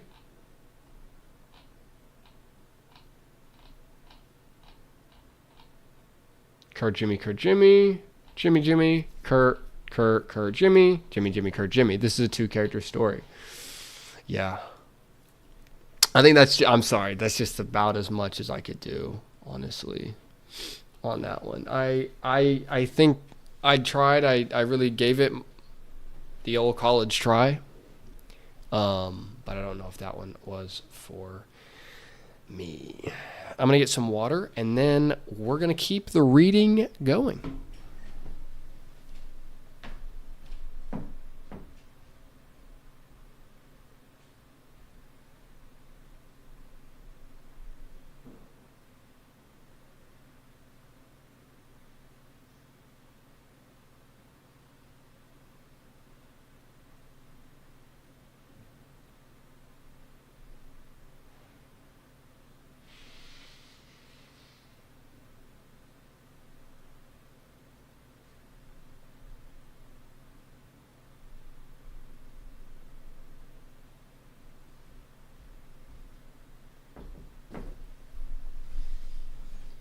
Alrighty.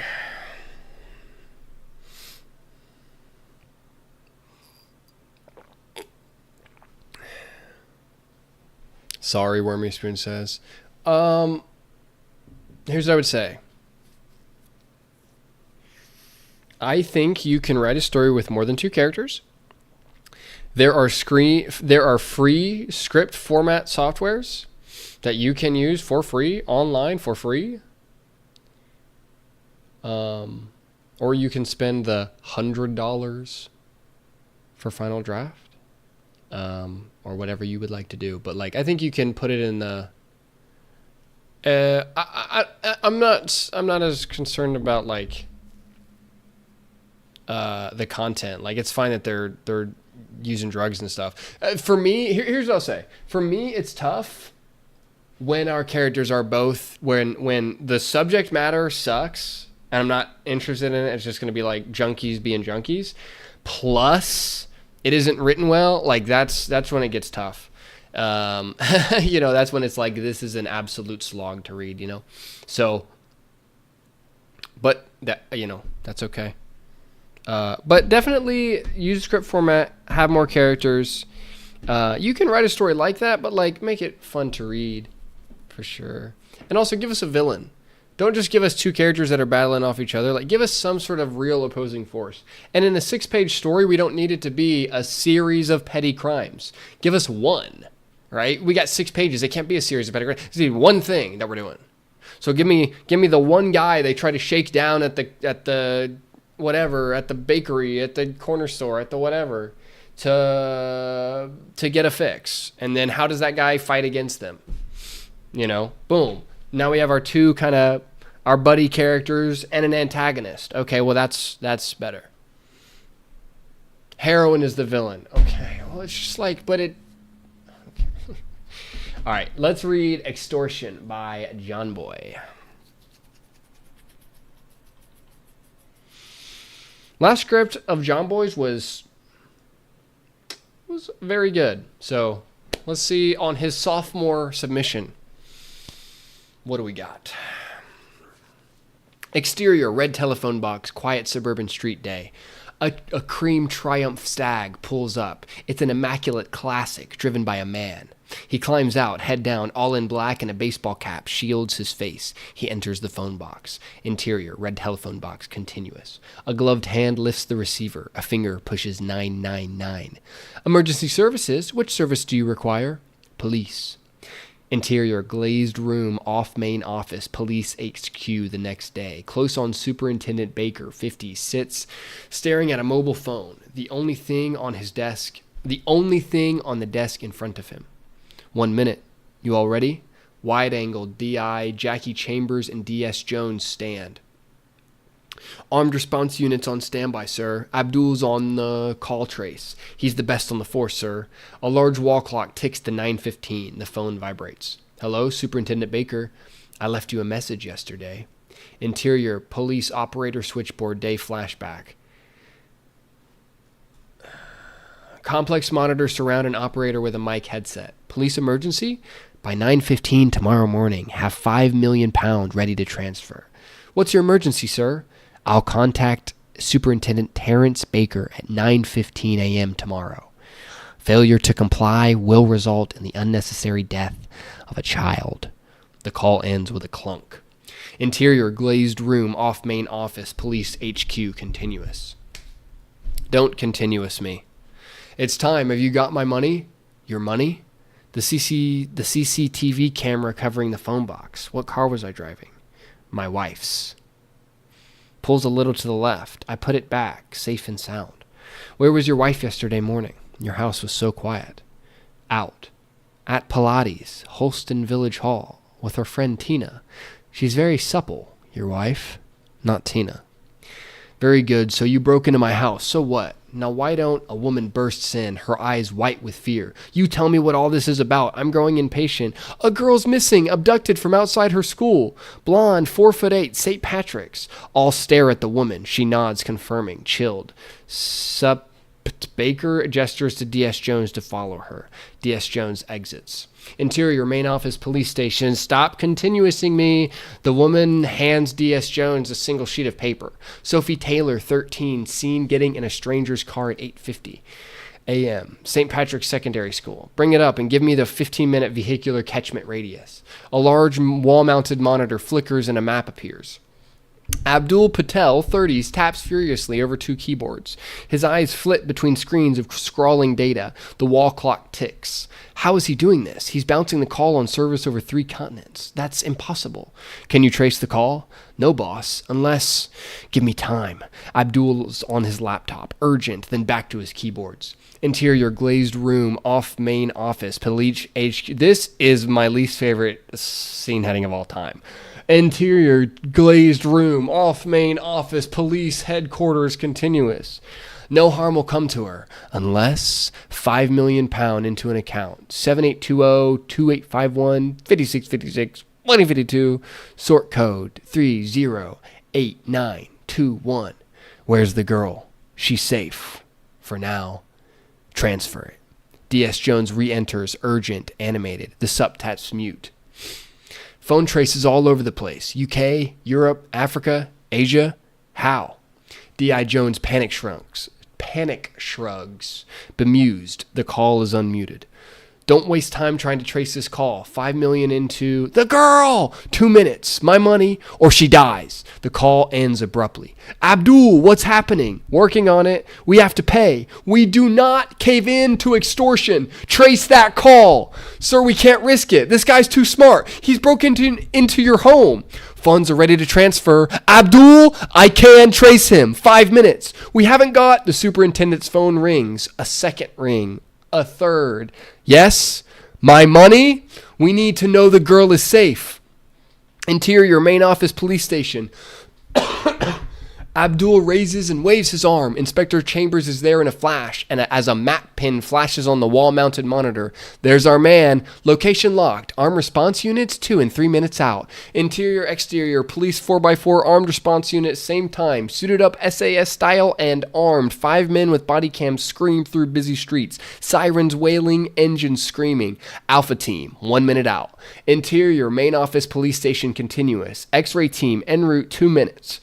Interior, glazed. This, I don't know what the glazed room is in a UK police HQ, but it is a hilarious name. Interior, glazed room, off main office, police HQ continues. There's my favorite scene heading again. Inspector Chambers signals, keep him talking. 2 minutes. She's safe. My money? How do we know? I put your car back, didn't I? We're talking about a child. Exterior house, same time. Armed police break the door down and enter. It's noisy and aggressive and quick. Shouts of clear echo as they move. It's like, why is every one of these so loud? Interior house, intercut, body cam, main room monitor, continuous. Police move up the stairs and in 2. Here comes another one. Interior, first floor, form room, house, intercut, body cam, continuous. A bare room with a table, laptop, and wired mobile phone. Interior, glazed room, off by... Chief Superintendent, you found me, but I'm not there. I bet he's not. We hear a gun cock and trembling whimper of a young girl. Transfer the money now, or she's... Wait! Transfer the money, now! Money transferred. The money sent! Let her go! Interior, main office, police station. Later. The room's eerily quiet, silent. The wall clock ticks. All wait. The uniform has just picked up a girl. Is it her? Tell me she's safe. Yes, ma'am, it's her. She's safe. Extortion. I thought we didn't... Extortion. I thought we didn't cave into it. Needs must. Needs must. Ma'am? I bet that's some British shit. Supt Baker and nods slowly, exchanges a sly look with D.I. Chambers, and returns to his office. The end. Okay.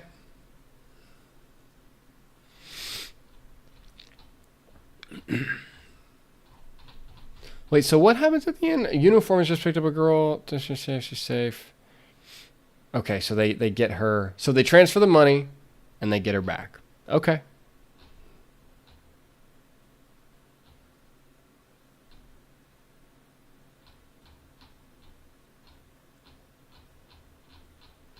I think my only issue with this one is it really is one scene. In a sense, right? Like though we have scene headings galore, this really is one scene. Hold on.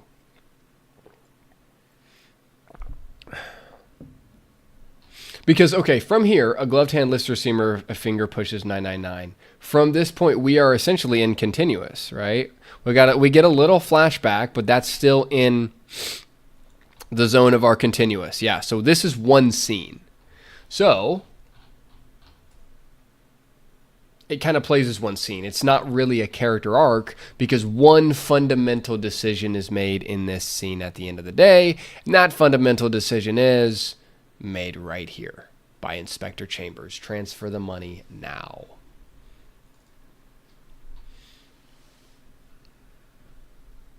So it is like, from the definition of a movement of drama, this is one scene. 2 could make a character arc and a full story.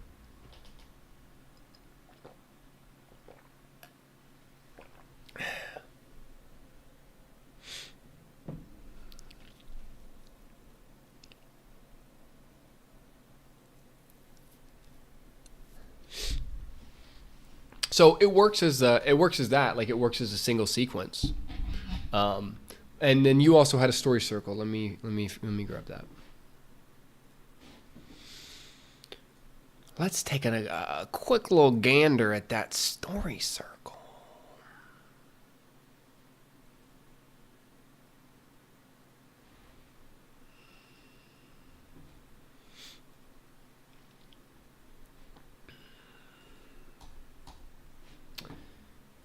Righto. That's my English accent for you, John Boy. That was for you. Okay.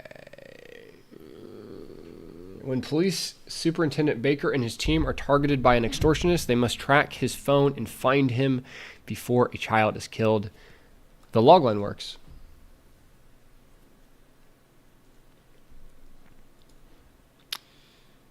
Okay. So you have it. Okay. Police are prepared after a cryptic call has been received. The extortionist has proven his capabilities. Breaking into Superintendent Baker's home. So yeah, you essentially are, how you have this set up, and this is fine. Like, is you cram all of the setup into here, right?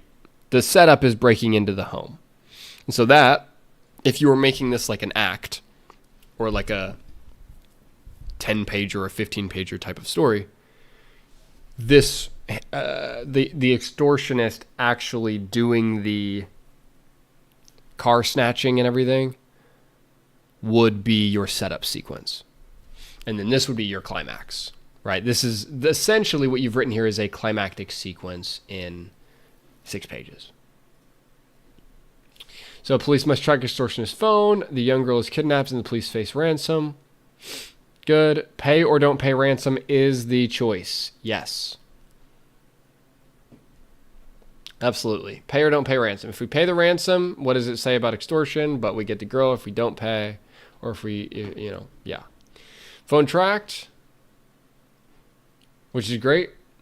Abdul pulls through, phone tracked. 6 surprise problem. Extortionist and girl is not there. And so then they have to pay the ransom. And D.I. Chambers makes that call. Scene 8, young girl safe.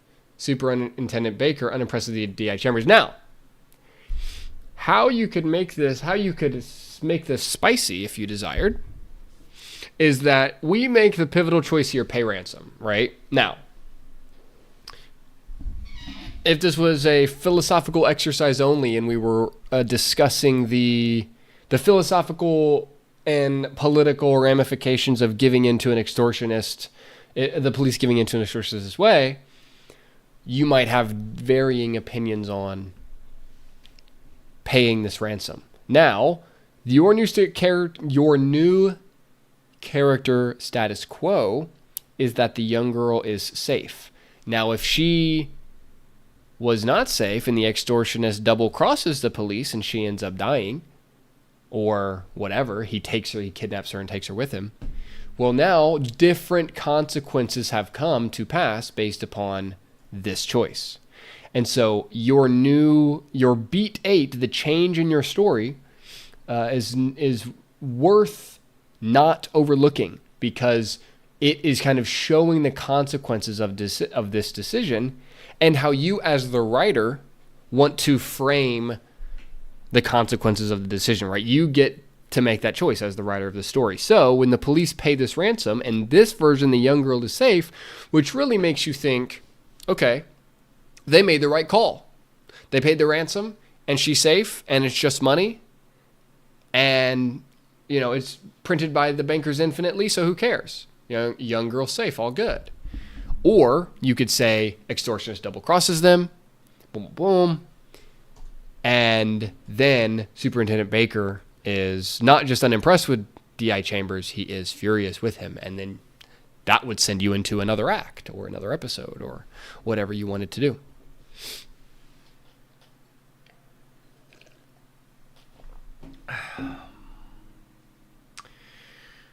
Okay, I think that's all of them today. Let's see. We read Yellow Condors. We read Blood, Sweat, and Tears. We read First, Second Chance. We read Gangster and the Activist. We read No Mistakes. We read 20 Grand Road. 20 Grand Road, what a screenplay. We read An Eggcellent Adventure. So, favorite of the day was Eggcellent Adventure. Now here's what I'm thinking.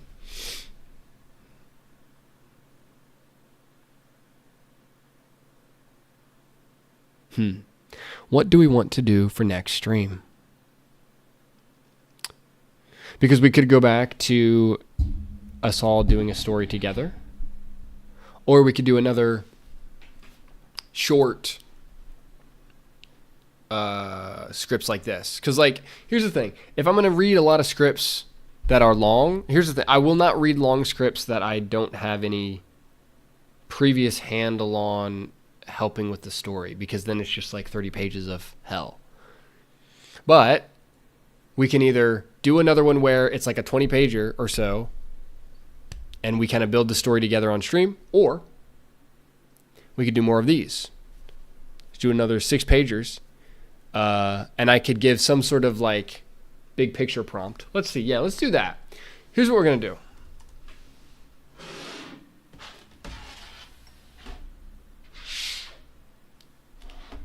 Next Wednesday is the day before Thanksgiving. Okay. I mean, I might be here, so I don't really know where else I would be, honestly. So I think if you want to come to the stream day before Thanksgiving, you're not doing anything, I'll be here. You can say what's up to me. Let me write some of this out. Okay, so for next stream, let's figure this out. Homework for next stream.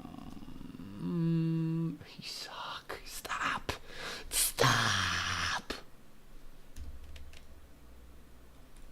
Okay. What do we want to do? We want to... Okay. So I need to give you a prompt. What do you guys think? Do you guys have an idea for a prompt? How many people are watching right now? 22 according to YouTube Studio. Okay. We're going to write a new 6-page script with story circle, just like we did this time. Now we need a prompt. What is our prompt?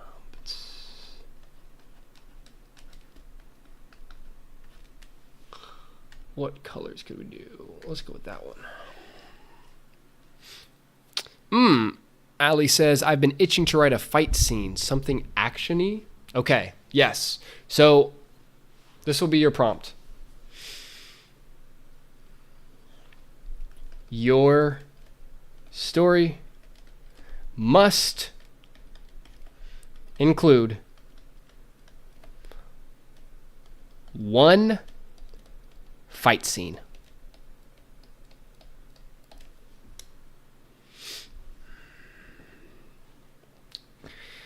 Writers, this is your task for next Wednesday, the Wednesday before Thanksgiving. If you choose to spend it with me, I will choose to spend it with you.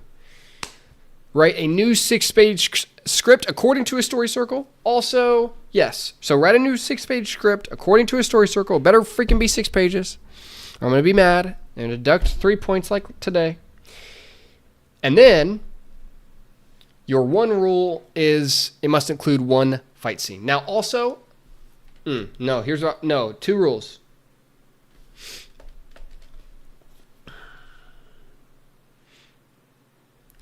There must be 4 characters minimum in the fight.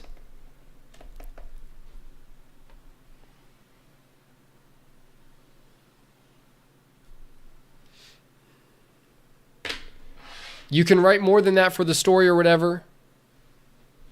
Yeah, Reynolds says you cannot write they fight. Yes, absolutely. You cannot write they fight. Your story must... In this... So, write a new 6-page short script with a story circle.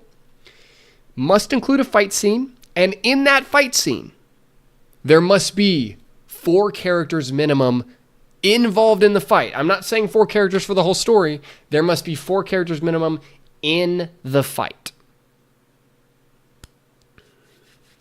Zav says, thanks for reading my script. Well-needed criticism.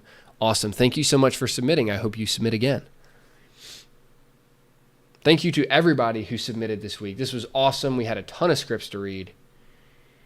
Thank you guys for being the brave ones, letting your script be read in public. I hope my feedback was useful to you. This will be the prompt for next week. Let me write this in the Discord chat. Or I can take a picture of this. No, I'll just write it. It's to...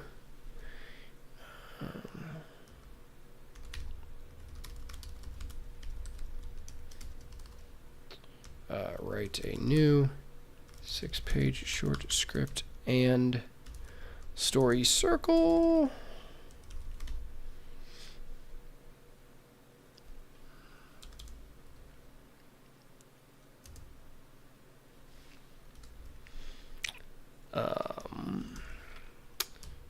Must include one fight scene and that 4 characters minimum. Cool. So that's what we're going to be doing. That should be fun to read.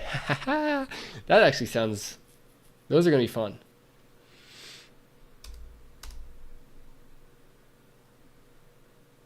And I'll drop this in the YouTube as well, just cause. Boom. And of course, if you are watching on YouTube and you would like to join the Discord, well, it is linked below this live stream as we speak right now. And also, there's a link in the the YouTube chat for you. And if you want to watch the previous recordings, you can go to youtube.com/Tyler Mowery and go under the live tab and see all those wonderful old recordings. I hope you have enjoyed today's stream. I really had a good time. This is a really fun one. I love it. It helps me to give genuine feedback on the story and the idea and all of this when it is like bite-sized enough for us to really look at a few different stories. You know, when they're 25 pages or 30 pages, it's hard to look at a lot of them. So I like this format a lot. I will see you. Yes, Wormy, it was a win. I won't write about 2 addicts fighting over a dime bag, I promise. I mean, yeah, write something more fun. All right, guys. I will see you next Wednesday. Have a good day. And, do whatever it is y'all do in between. And I will go back to doing whatever it is that I do in between. All right. Bye.